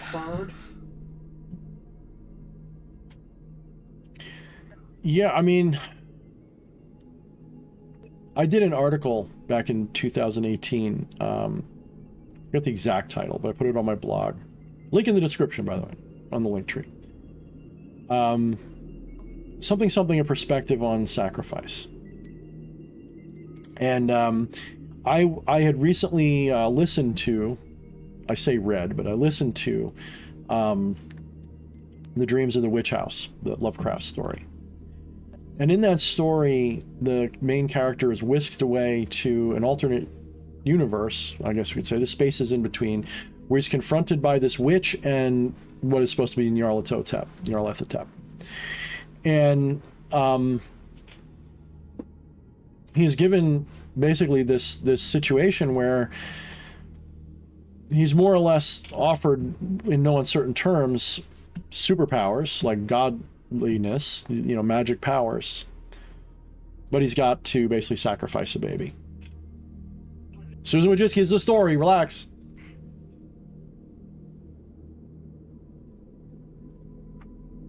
And I gotta say, I gotta plead the fifth on some levels. I don't want to admit to anything because I want to be able to choose in the moment.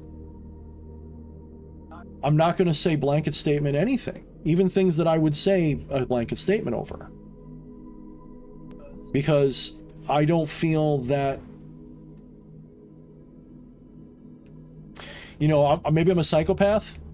What's that thing where you have the choice between the train tracks? Do you have the train run over 50 people or one person? Guess who's not going to have a hard time making that choice? You're fucking linking the tracks. No. Well, actually, yeah. I mean, I might if I hated them all. Yeah. Multi-track drifting. There was a meme I saw that found that just the other day. Oh, it was you that posted that. I thought it was him. No, that wasn't It was me. you. Okay, shit. Yeah, I So appreciated that. if I was going to say, if I said anything, if I said one way or the other, who am I trying to impress?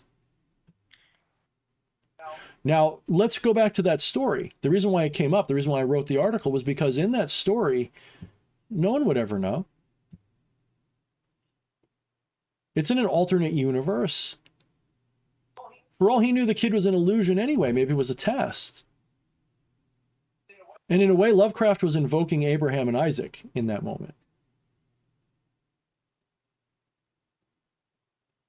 So rather than answer the question is, if you could do anything and no one would know, would you have a limit? Let me ask you this. If you were dreaming tonight, and I want you to be honest, you don't have to answer me, but be honest with yourself. If you were dreaming tonight, do your dreams have morals? Would you not do the thing, whatever that is? Have you ever had a dream where you did the thing that you say you wouldn't do? If you can say that you have, you're probably like everybody else. I'll just go ahead. If you say, oh, sorry. If you say you haven't, you're probably like someone who says they've never touched their pee-pee. Okay, now if you can do it in a dream and not hate yourself, if you could do it and get away with it, you see where I'm going with this? So who are you trying to impress with your answer, no matter what it is? So rather than answer the question, I'd rather ask it. I'd rather ask the deeper side of that question. I am not moral. I do have personal ethics.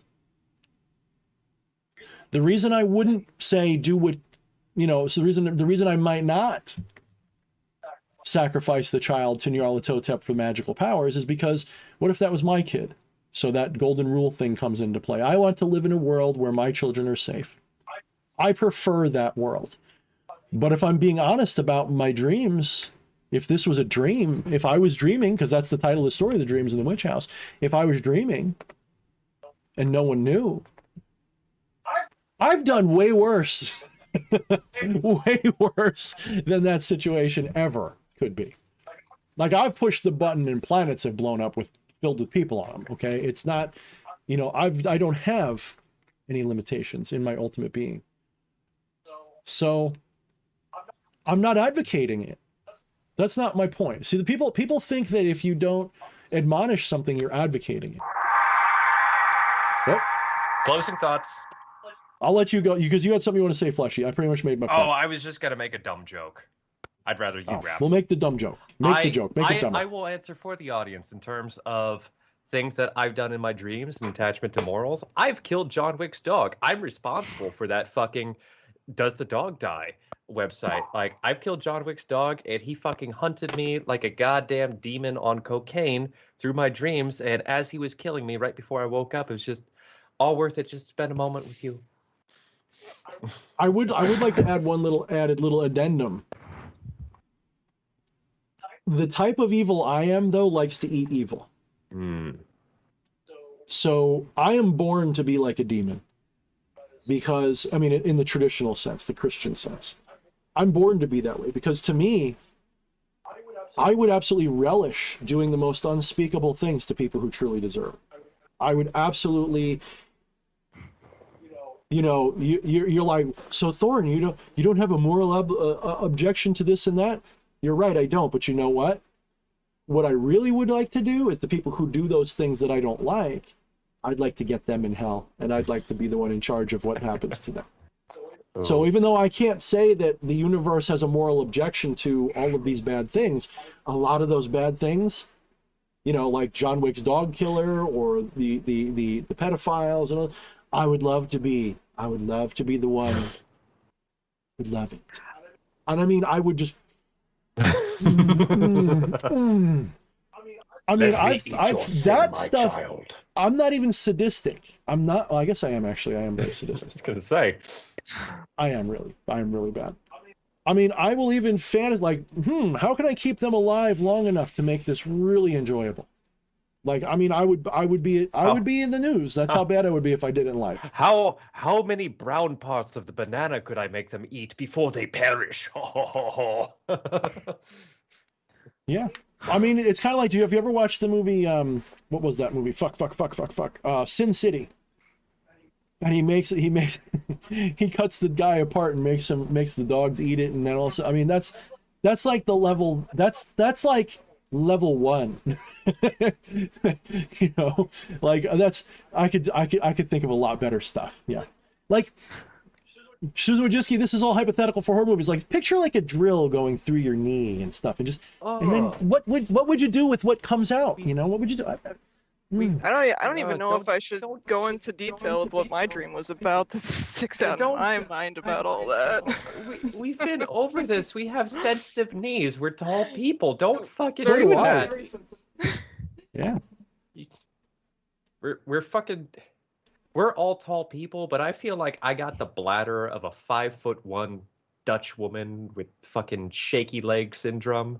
Just I don't know how you guys just sit here for the entire stream. I'm running off fucking every 20 minutes, it feels like, to fucking relieve myself. You have the bladder of a chipmunk and the knees of a gigantic man. Bel Asher Salam says, you have to give Plato credit. It's for the greater good we do it. I think I will say one thing about a nail through the scrotum is what I've always heard was fun. That's how you keep them in place while you do the rest of it. That's what Bel Asher Salam is pointing out. Ow. He says for the greater good. Now the thing that people get confused, I think, maybe, now I'm sure Plato would disagree because Plato was a little bit of a moralist. The way I interpret greater good is I don't mean the moralistic good. And I don't even mean the welfare of all. I mean, what is the good in the cosmic sense? The good in the cosmic sense is the game continues. That's the good. The good is that the game continues and that it is blissful about it. You can't help but do that, though. Like, you can't make that happen. Like, you're already doing it. So that's my interpretation. I'm not saying that's what Plato would say, but that's how I see that greater good. So we're gonna move on. But that's, I just want to jump in with that. So, and Wyatt says he's Nicist. Yes, we're all Nicist. I'm gonna address a quick question. Timothy Foster just asked me, how many drinks am I drinking right now? I was waiting for somebody to call me out on that because this is normally what I have. A fucking glass of water, a glass of tea, and a glass of wine. So I am just cycling through all. So you hydrate, then you diuretic, and then you alcoholate. Yeah, I'm experiencing all things at the same time. I think wine's a diuretic too. I don't know. They say it's good for your heart, so that's my excuse. Hey, it's almost like beans. You know, it doesn't make you fart though, so it's pretty good. Well, you know, caffeine's good for your liver, so you got that with the tea. Yeah. So, Mysterious Jagoth, they just said that they were taken off, but if you're watching this in the future, I hope you are, then we're going to address the rest of your questions. They say, how to do a revenge spell. Also, how to set up a left-hand path altar. Oh boy. I'm really gonna say, we've already kind of covered the revenge spells with the curses and everything. I don't know how much more ground we can tread on that. But as far as left-hand path altar goes, there's really, I really don't think that there's anything different about it necessarily. It's about the intent. It's I mean, altar's an altar. Like, Yeah. I've used cinder blocks. I've used the trunks of cars as altars and quickie spells when I was a kid. You know what my favorite altar in the world is, better than any other? As much as I like my interior altar. What's that? I go out in the woods with this motherfucker. I scrape a little circle or a triangle or both into the ground. If I can, I light a fire. If not, that's fine. And I just invoke the shit out of that space. That's what I did the first time I really started dipping my toes into the water with this shit with King Paimon. One of the best places to make sigils? You don't need this. Go anywhere where you've got sand or loose dirt or even leaves. Anywhere that you can scrape into the ground. Scratch your sigil right into the earth. As long as it's loose enough that you can treat it like one of those mandalas. As soon as you're done with it and you're finished charging, just scatter that fucker. Get a bowl of sand, get a bowl of salt, get a bowl of anything that you can use. Salt maybe not so much, but salt tends to be a purifier of energy, but something like that, and just draw it in that, and then when it's done, make it go away. This fucker is like my altar. So, That's all I need. I don't even need this, but this is So you Like- you kind of already went down the path that my mind was going with this. To expand upon what Jay Goth was asking, what would be your guys' practical tips for, you know, essentials or whatnot? What is a good altar for you? What is unnecessary to it? How would you advise a newbie to set up a good altar? You want to go first, sweetie, or do you want me to just talk about that, or what? I'm gonna go into my personal favorite sort of altar setup, and it is complicated-ish. I like it cluttered. Oh wow, I we're the like opposite. I like taking all my I prefer it outside. She's like a dragon with a horde. I am. I have a fucking basket full of my shit that I take out with me, like a basket full of my shit. I have my cloth that I sit on because I prefer to sit. And I have my triangle in front of me. It's all painted with fabric paint on this cloth. I've shared it several times over the years on the internet. Cauldron in the middle with my witch's fire, candles and incense, and stones and idols, everything. I take it all fucking out with me. I go nuts. Mhm. I have to do all that for myself so that I get in the right headspace. If I don't go through the whole setup, I mean, yeah, I have luck if I don't, but I feel more me and more in the moment when I do. Okay. So I like it shit cluttered. To the opposite end of that spectrum for myself, I like a very sparse. I have the essentials, you know, I have a little dish to burn things or a fucking vaporizer sometimes. I have a mirror hanging up there that I use a lot. I am like Camilla in that I collect a lot of shit, but I keep it in a drawer, and before the ritual begins or in the middle of it, I sort through that drawer of cluttered shit and think, like, what are the 3 to 5 items that really are speaking to me right now? Because I went through a phase where it's like, oh, I have the water of the first snow of this land and all of this fucking bullshit. And I just like analysis paralysis just all the time where, yeah, I guess that's what I'm advocating for, is just keep it a little bit more sparse but also have your options just not right there in front of you. That's what works for me. I'm of all the minds. I mean, to me, it's what does it feel like for you? I already told you, like, I like to just, yeah, I in this case, I kind of am. I mean, it's like I said, I'll go out with this stick and I'll do rituals that'll blow your balls off. That's going to be going in the Book of Happy Zane. I'll do rituals that will blow your mind, you know, with just me and a stick I find on the trail to where I'm going. So my philosophy is magic requires a mental, a physical, and a spiritual component. You need a little bit of everything. Mm-hmm. I'm not one of these people that thinks that you can do all magic just by daydreaming about it. That's not magic necessarily. But I'm not saying that you can't. I'm just saying it's like trying to ride a tricycle with 1 or 2 wheels. You really need all 3 to make it work well. So you should always have some components of everything. But there's a lot of people who say, I can't practice magic because I live in a home with Christians and they get all weird if I do anything. So what you're telling me is you can't use the medium that you like in magic. You're not telling me you can't do magic. You're just telling me you can't burn your incense and your candles without getting eyebrows raised. Most people can burn incense and candles in their house, but for whatever reason, they're afraid that they're going to get caught when they do that. And I get that. That was one of the biggest fucking lessons that King Paimon taught me. Just like fucking breaking that from me. Now, Nina the Mystic says the setup is the ritual, and I really strongly agree. To me, the part that matters sometimes the most isn't the how you did the ritual. That's important, yes. I'm not saying it's not important, but when you're getting ready for a ritual, especially if it's something where you got to acquire something to do, you got to acquire some of the materials to do it. Sometimes that's where all the real closing thoughts. Sometimes that's where you get all the real action happens. You know, the ritual calls for you need a crystal of this type or some grave soil. You're going out of your way to get these things. This is why I actually have a supply of some things. I'm thinking about getting rid of all of it and starting some of it over, because sometimes it's the going to acquire the stuff that does it. But I mean, I could answer this question in 5 seconds and just say, you know what this little altar is? It's a stool from Home Depot with a black cloth over it, and a candlestick holder, and an incense burner, and a couple of crystals that I like. And I do my cheaper rituals, my affordable rituals get done on this 9 times out of 10. My big rituals take my big altar space in the back because you're paying for the full shebang, so I use that. But a lot of magic gets done on this. And this looks cool as shit. Yeah. You'd be happy to use this in your if you had a big elaborate ritual chamber, you'd be fine with this. Yeah, Trust me. Don't fucking get the big expensive bullshit. The big expensive bullshit is great. Don't be too elaborate with it. Get the fucking IKEA bullshit that you don't mind being like DH's fucking Jamie, or what did you call him? Just fucking knife. You should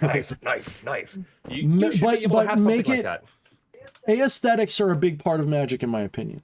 For some people, they're so postmodern, it's modern art and they're happy with it. But it's got to appeal to you somehow. If it doesn't look right to you, it's not right. If you look at it and go, this is ugly, or this is too complicated, or this is too postmodern, not classical magic looking enough. Whatever your feeling is, trust that. Aesthetics are a big thing. Follow the rituals format. If the ritual says you got to balance things and put stuff here and there, do that. If not, I find just having aesthetic balance is important. If I've got a ritual that's calling for balanced energies, I make sure I've got a little bit of all the elements on my altar. And I try to arrange them equally around the focal point of what I'm doing. It's an art form, yes. A lot of this is art, but again, get yourself a good, get yourself a, forget whether this is a ray candle or what. Get yourself a good ray candle, or I'll make these and sell them. Get yourself a good ray candle, go out in your shop, finishes up, make it look nice like a good walking stick so no one knows what the fuck it is. Put your runes or your symbols or your sigils all over it. Maybe glue a gemstone to the top. Go out for a walk in the woods and call your spirits and do your magic. That's what the ancients did. They didn't look at how the ancient shamans set up their magic and stuff. They didn't need all this stuff, guys. I'm not saying you don't need anything. I'm saying you don't need anything specific except the will to do it. Children do the most incredible magic. I'm not saying it always works, but they do the most incredible magic spells. If you ask a child how to do magic, they do a really good job. Ask a child to write your magic for you. You'd be surprised. You could learn a lot from children. Listen to your intuition. Yeah. This should go there on the altar space, Listen to yourself. Yeah. It's someone telling you something.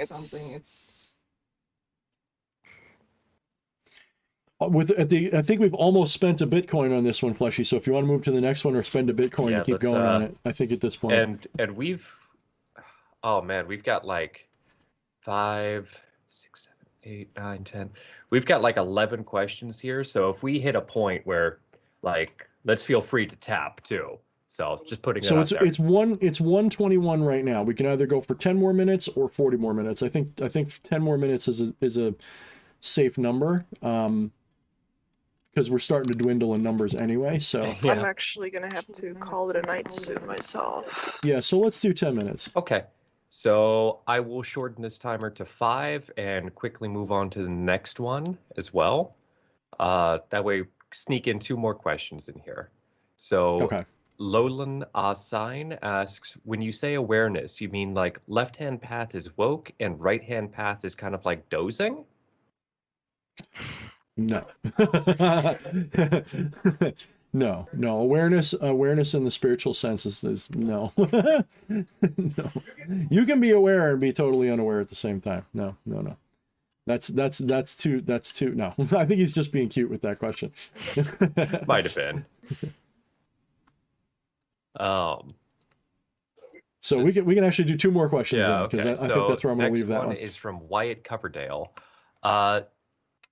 Thorne, do you vampirize people when they say something they shouldn't have? I remember that one time on that Stolas video, I was an idiot, by the way. I felt like you were trying to tug at me a little. His words, not mine. Whoa. Can I answer for you? Yeah, go ahead. Yes, he does. Yeah, I do. I'm generally, I've learned to be symbiotic and sympathetic about it instead of a predator about it. So I will generally, I don't need to do it anymore. So it's more like a quick pep up, and I often feel gross if I do it wrong. Well, You can tell I feel gross because I get apologetic. Go ahead. Sometimes it's almost like a game to you. Yeah, it depends on whether I'm feeling it or not, you know? It's funny to watch. Yeah, I mean, it really depends on the position I'm in on it. If I'm feeling really pissed off, no, I'm not vampirizing. At that point, I feel vampirized because I feel like, fuck, I'm not in my power. But when I am, you'll actually know when I'm the most vampiric. Sometimes I'm not feeding off the person I'm attacking, I'm feeding off the crowd as I attack them. I've never witnessed that. So, because honestly, when someone is being negative, their shields are up anyway, so it's kind of hard to get through that. So I'm like a be like water kung fu guy. So if your shields are up, then I don't need to feed off of you directly. I can humiliate you in front of people, and then as that's happening, everybody who's a witness I drink off of, because they're like, wow, that was awesome. I go, yeah, I know, that was fucking awesome, wasn't it? Are you not entertained? Are you not? Yeah, exactly. And I'm not even shy about it. But one of the ways that I have learned to feed that is better, although sometimes I can let it get away from me and be a little too eager about it. When someone is having a problem, up to a point, I'm not saying I'm a doormat. I'm not saying that I want to get dumped on, because I hate that too. But you'll find that if you're having a problem, if I'm like, can I help you? Like, I am going to help you, because I'm eating you at that moment. To me, that's my food, because I'm eating your negativity, because however I roll, that negative energy is tasty. Now, vampirism is not necessarily healthy if you're doing it wrong. If you're not balancing your energies, the whole point of it should be balancing energies. You know, you should be recognizing that if you're taking on someone else's energy, you're taking on their shit too. You know, and if you're doing it wrong, it's not good. So when I do it, I am purging my own feelings of insecurities and my own feelings of negativity. You know, maybe I feel like I'm too arrogant lately or something, and Fleshy or somebody will come with me with a problem. I'll be like, no, tell me all about it. And then I do my best to help them solve it. Oh yeah, that and the whole definitely time didn't happen recently. It happens all the time. So I've learned to be symbiotic about it. And that's partially what I talk about in the Infernal Handbook, is a beginner vampire is a parasite, and an evolved one is a symbiote. They don't need to predate on anybody anymore. And the most unevolved vampire doesn't even know that that's there, and they're a narcissistic piece of shit that causes drama all the time because they feed off of that. Well, I don't like that anymore. I've learned to hate conflict over the years. Maybe I'm not a true vampire. Maybe I'm an inherited one, whatever. I can't stand conflict. I like peace and tranquility now. And I like, I like winning, yes, but I prefer not to even be in contest. I prefer to be walking side by side. That's how I like to do things. I like co-op now more than PvP. Don't follow me, just walk beside me, to quote you from earlier. Yeah. So, if I ever do, I'm not saying I never do it unintentionally, because I do, but I attempt to do it nobly, if that makes sense. As I say, I only eat the bad people. Like that's kind of what I mean. And if I attacked you at that moment, it wasn't really an attack. It was because you were open to it. You were kind of looking for it, or you didn't know it, or maybe I was just feeling like a little bit of a predator that day. It's very possible, but you even said you were kind of asking for it, if I remember correctly, with that question.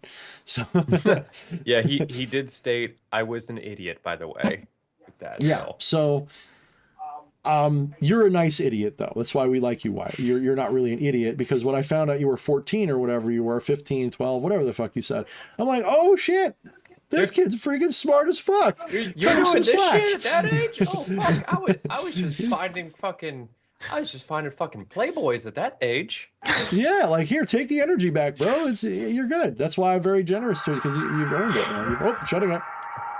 Awesome. So you know what? You brought up really quick, and then we'll get the last question and wrap things up. I actually want to do a quick congratulations to you because, Me? like I said near the top, this is basically our 1 year anniversary of me being on the stream with you. Our third stream together is when you unveiled the Vampiric Handbook. I think it was the third. That was the first one that I actually showed my face, and that was supposed to be a way to kind of celebrate you getting 3,000 subscribers, if I remember right.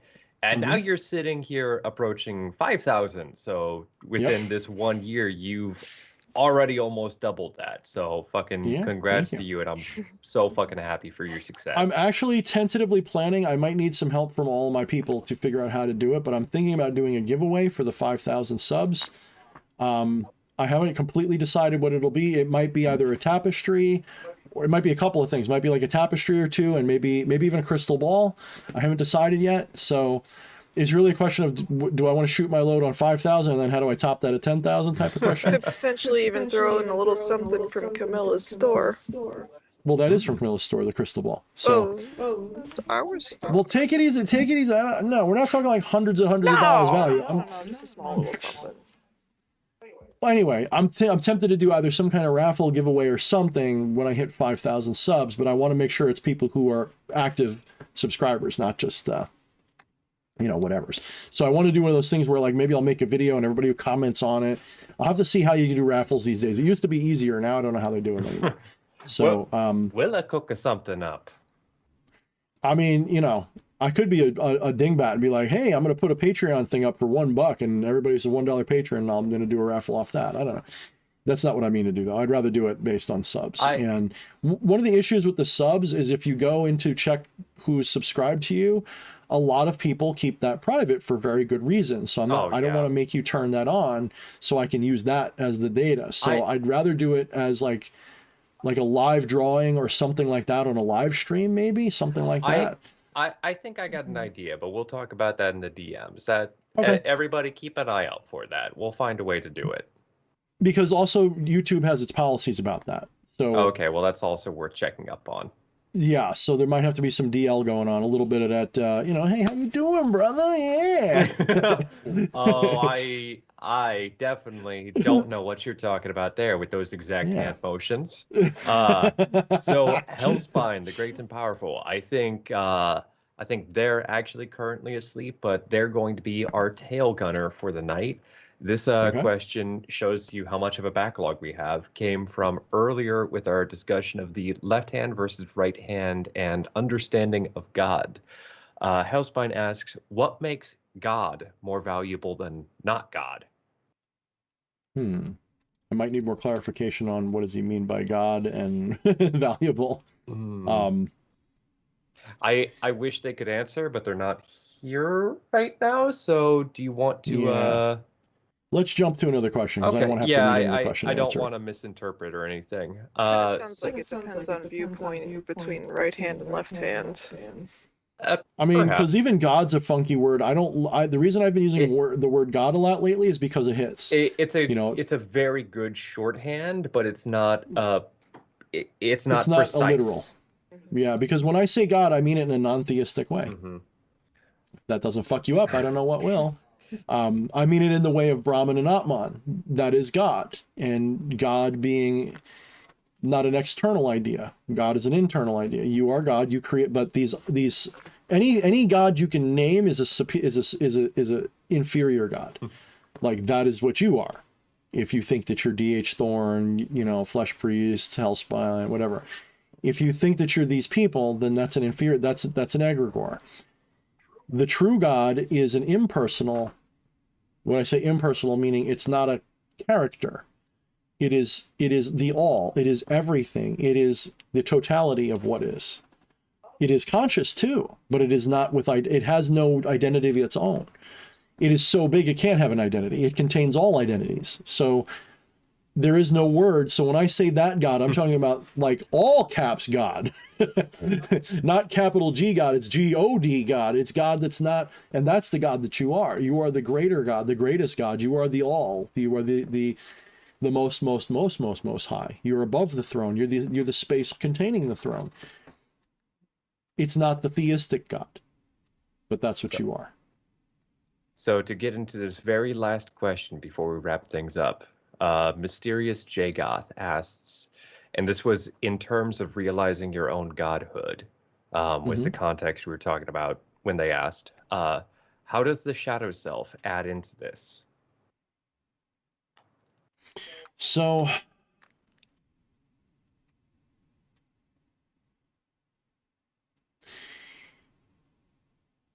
the shadow self is intrinsically part of why you don't know your God. The true God has no personal shadow. That is to say, all shadows are known to it. There is no real shadow it can have. It knows what it's doing all the time, in every way. When you become an identified being, you cast a shadow. In the metaphor and allegory of, if we're using like the Gnostic sense, where source is like light, your identity casts a shadow. That shadow is your shadow, your Jungian shadow. In order to be something, you have to deny everything else. So one of the ways to understand yourself. So let me give you an example. Just walking around in your daily life, there are way more things that are not you than things that are you. Am I wrong? If you're a materialistic, normal, everyday person who doesn't believe in non-duality or just in a normal sense of mind, right? From that perspective, you are absolutely right. Right. When you're walking down the street and you see a tree, do you say, I am the tree? Now, a non-dualist, a true one will. They may not say it all the time, but they can talk like they're not. But they will look at the tree and be like, no, that's part of me. I know it is. But I'm talking about the average person. They're going to say, no, that tree is not me. In order for your identity to exist, you must have things that you say that you're not. All of those things are part of your shadow already. The Jungian shadow, then, is an even deeper, darker shadow. It's that shadow that you're not even aware that you're not aware of most of the time, or you completely deny about yourself that is yourself. It's that part of you that you're ashamed of, or that you've been taught to be ashamed of. It's that part of you that you not necessarily ashamed of, maybe you're proud of it even. I mean, there's a lot of like axe murderers, they're not ashamed of being axe murderers, but they don't want to get caught, or they might not want to admit that they're axe murderers, but they have that in them and they're happy about it. They love that part of themselves. That's not even a shadow for them.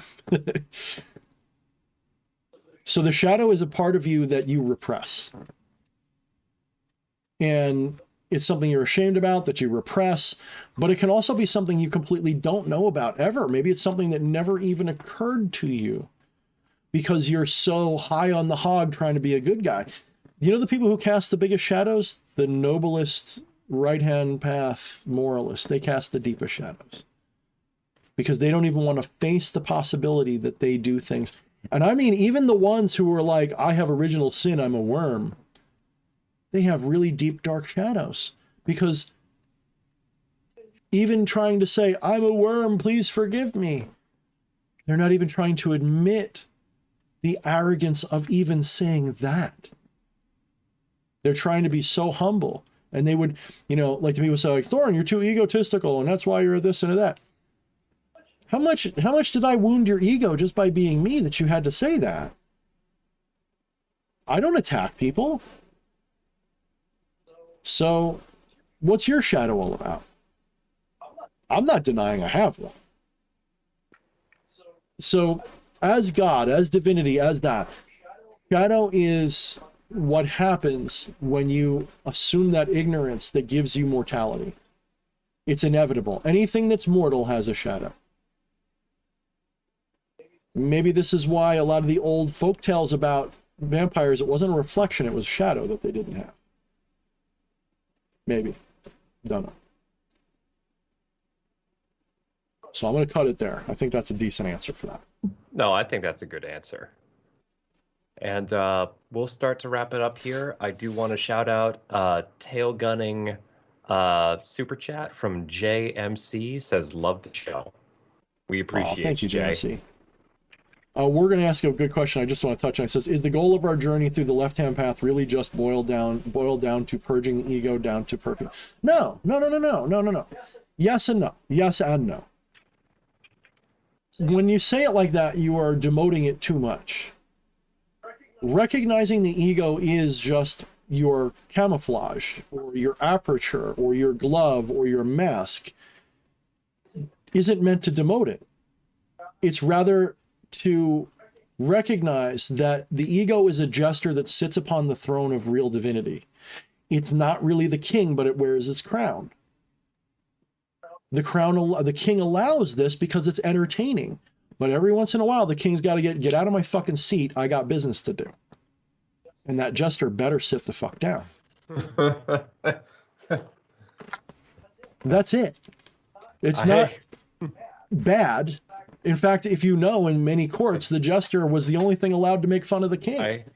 I feel like he's talking to me, guys.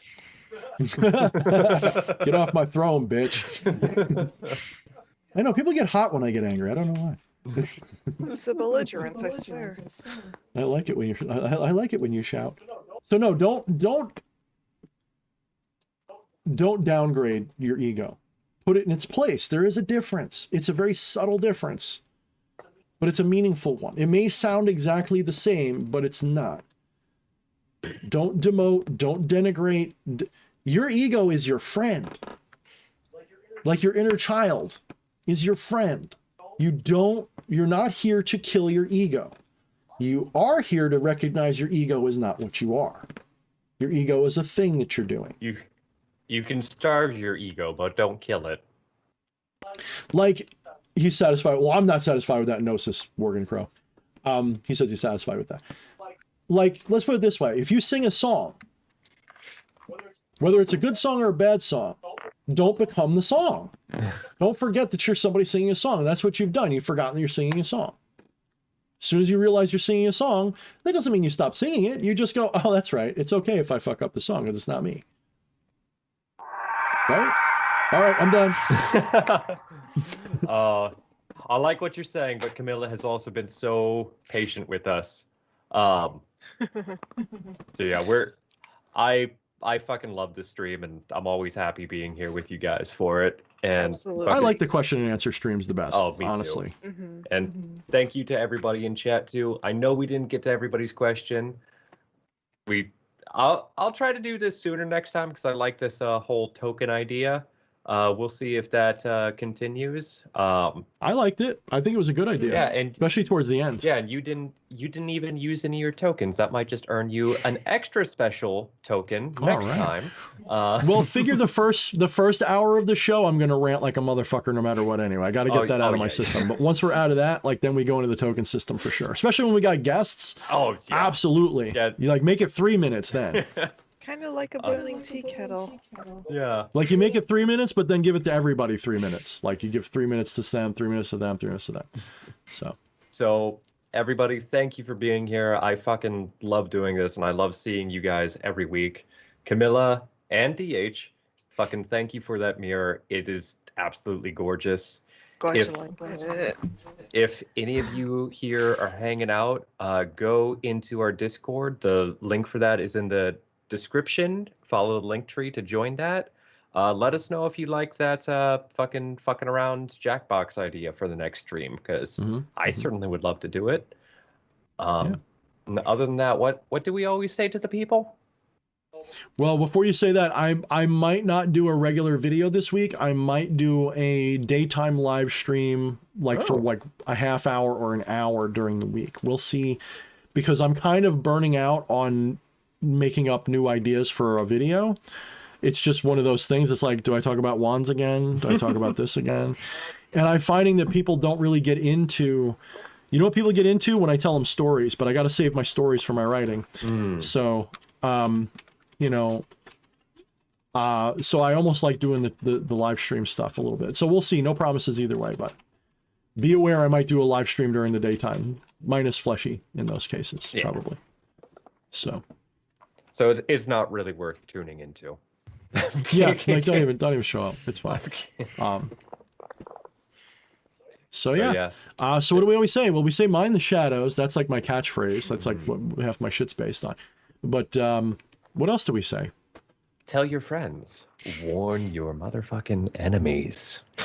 Buy our crap. Buy our Links in the description. It's good crap too. Look at it hanging on the wall over there. I got books. I got tapestries. I got everything, man. The only thing I don't have is like the soap to wash your ass with, and that's coming next month when I figure out how to make soap. So yeah, no, if you guys want to support us, it's really important because I only work 2 days a week at a regular day job. It's mostly to help out the family. Every little bit that you do really helps. It's really still a minimum wage life I'm living, guys. I'm being brutally honest. I'm not saying that to make you pity me, but I'm not getting rich off this. This is just my passion. This is what I like to do. So if you want to support us, anything you want to do, even if it's just like, share, and subscribe these videos, make sure you comment somewhere because that helps the algorithms. So if you do all three, you like, share, subscribe, and comment. Actually, that's 4 things. If you do all those things, that helps me out actually quite a bit more than people would even realize. That actually helps boost me in the ratings and make sure my videos goes to the top of the algorithm searches and all that stuff.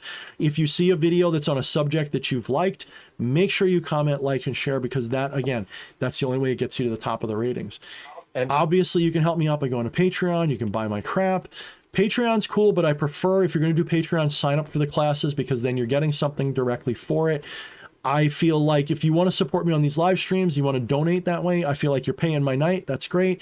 But I prefer Patreon to get a service for it if you don't mind. So yes, it's the highest tier, but you're getting something for it that's really worth it. It's freaking 4 classes a month. It's hard to beat. I have my books. I have the artwork tapestries and stuff. Check it all out. It's in the description. And if you really need something done, I do offer ritual and consultation services. Those are different depending upon what your needs are. I have very cheap, affordable rituals, and I have bigger rituals that I can do that I call more like rites because they're more like you're doing a ceremonial rite. So, and you know what? I'm gonna add a 5th thing to this. Is everybody's got friends, right? You watch that movie At the Mouth of Madness with the fucking dude from Jurassic Park, where there's that fucking axe murderer that comes through the window. Just, have you read Ichabod Kane? You should just go up to people. You don't even need to know them. Just walk up to them in the street. Just, have you heard of D.H. Thorne? Give me that phone and just subscribe for them. I told you, like, that's the moment that I know I'm done. I might have to just fall out of, like, at that point, just like retire. It's if I'm walking down the street somewhere and someone's like, is that D.H. Thorne? Like, I'll know I'm done at that point, you know? You know, you could always put up random flyers around certain towns like they did with that sleep survey. Yeah, true. Yeah. Hey, what's this? Let's check it out. Let's give a phone call. CM Helnickian, let's see. Hold on. I want to check something real quick. Oh, the people are itching for a demon in review. It's that's like their favorite things that I do. The problem is that, see, here's the thing they don't understand. One, I'm not a Pokemon master. I'm not here to catch all the Pokemon. That's number one. So I don't have it. I'm not here to make a Rolodex of spirits for you guys. Like, you guys, there's so much information about all these spirits. You can find it yourself. Number two, you keep wanting to talk, Fleshy. Camilla, I'm sorry. You're being very patient with us. I'm trying to wrap it. We're good. Number two is that I don't believe you should have too much gnosis before you start working with the spirit. I prefer to give you guys like, if you look in the Ars Goetia, it's not even sometimes a paragraph of information on the spirit, and that's enough for a lot of people to make contact and work with them. I give you guys between 10 minutes and a half hour of gnosis about the spirit. That's more than enough to be useful. Could I make a video series about each spirit, about all the workings I've done with them? Then I wouldn't be keeping anything occulted. I need to keep certain things personal and private with you guys. I can't have everything come out. And to be honest, I'm not a religious person. I'm not doing this as a religion, so I'm not praying to them every day and doing these rituals with them every day. I'll do a few workings with each spirit. I'll get to know them. I'll work with them a little bit. Maybe I'll talk to them from time to time without doing ritual. I'm not saying that they go like off my radar if I still work with them. I don't need to do a ritual for them all the time. But I'm not going to share everything that happens. Now, King Person I did work with, and I probably should do a demon review on him for sure. But the reason I haven't is because I only worked with him enough to get the ball rolling, to initiate, to work with him. And some of the stuff was kind of personal. Some of it could boil down to, you know, what he's good for, what it really means, maybe I'll do that video. Maybe I should. Maybe you're right. But King Person, you know, we'll see. We'll just say we'll see. I'll have to look and see if I really want to do it. So, but that's why there's not a lot of Demon in reviews. There's only about 25 of them, 24 of them. There's a reason for that. I'm not a Pokemaster. I'm not here to catch them all. Like, that's not what I do.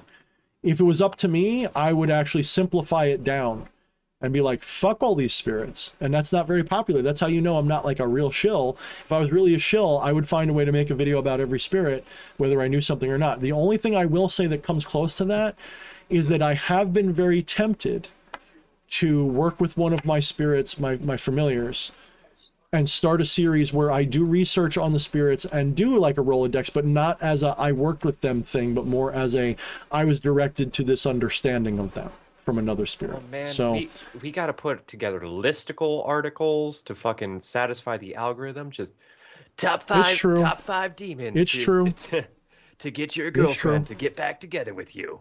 Number one. I kind of wish that there was news. Like, I wish that there was like news that I could cover that was occult related, so I could do like, you know, like these news channels do, and be like every day have something to post. But I gotta get back to doing one of those. I've been fucking slacking with all my bullshit. I gotta just present you with a bunch of stories and get the occult take on the fucking headlines. That would be cool.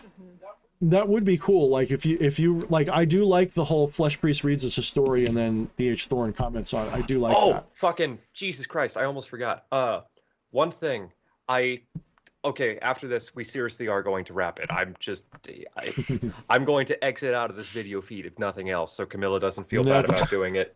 We are never going to end, never. You guys, so one thing, we haven't been doing as much live call-ins, but one thing I absolutely want to do is I fucking love hearing your stories about the shit that you guys do and the shit that you guys experience.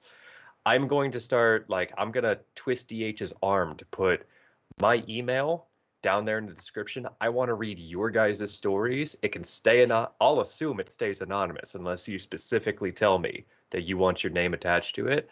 I want to hear your guys' fucking stories. So email me with the shit. Hit me up in Discord with it, because I want to give our take on what the fuck spooky dooky shit you guys have experienced. That was a good episode. Watch me when you destroy just shadowed company. people like that. I mean, to be brutally honest, if I had my druthers, the people that I used to be friends with and I'm not anymore, I'd get a hold of a couple of them and make them do a live stream where they sat next to me and I talk about stuff we saw when we were growing up, because that would probably satisfy everybody's, like, I want to hear about the spooks, you know, stories. Like, it would definitely. We have stories, trust me. You'd have stories for months if you did that. Yeah, probably. But some of that stuff is like, I don't know. So. You can't give the people too much. You got to make them want it. But so, all right, I guess that's it. We got 24 concurrent. I mean, everybody's sick of us at this point. So, have a good night, everybody. I'm hitting the button. If you want to say anything else, you got 10 seconds. I'm not gonna say a word. Good night, thank you, everybody. motherfuckers, and have a good night.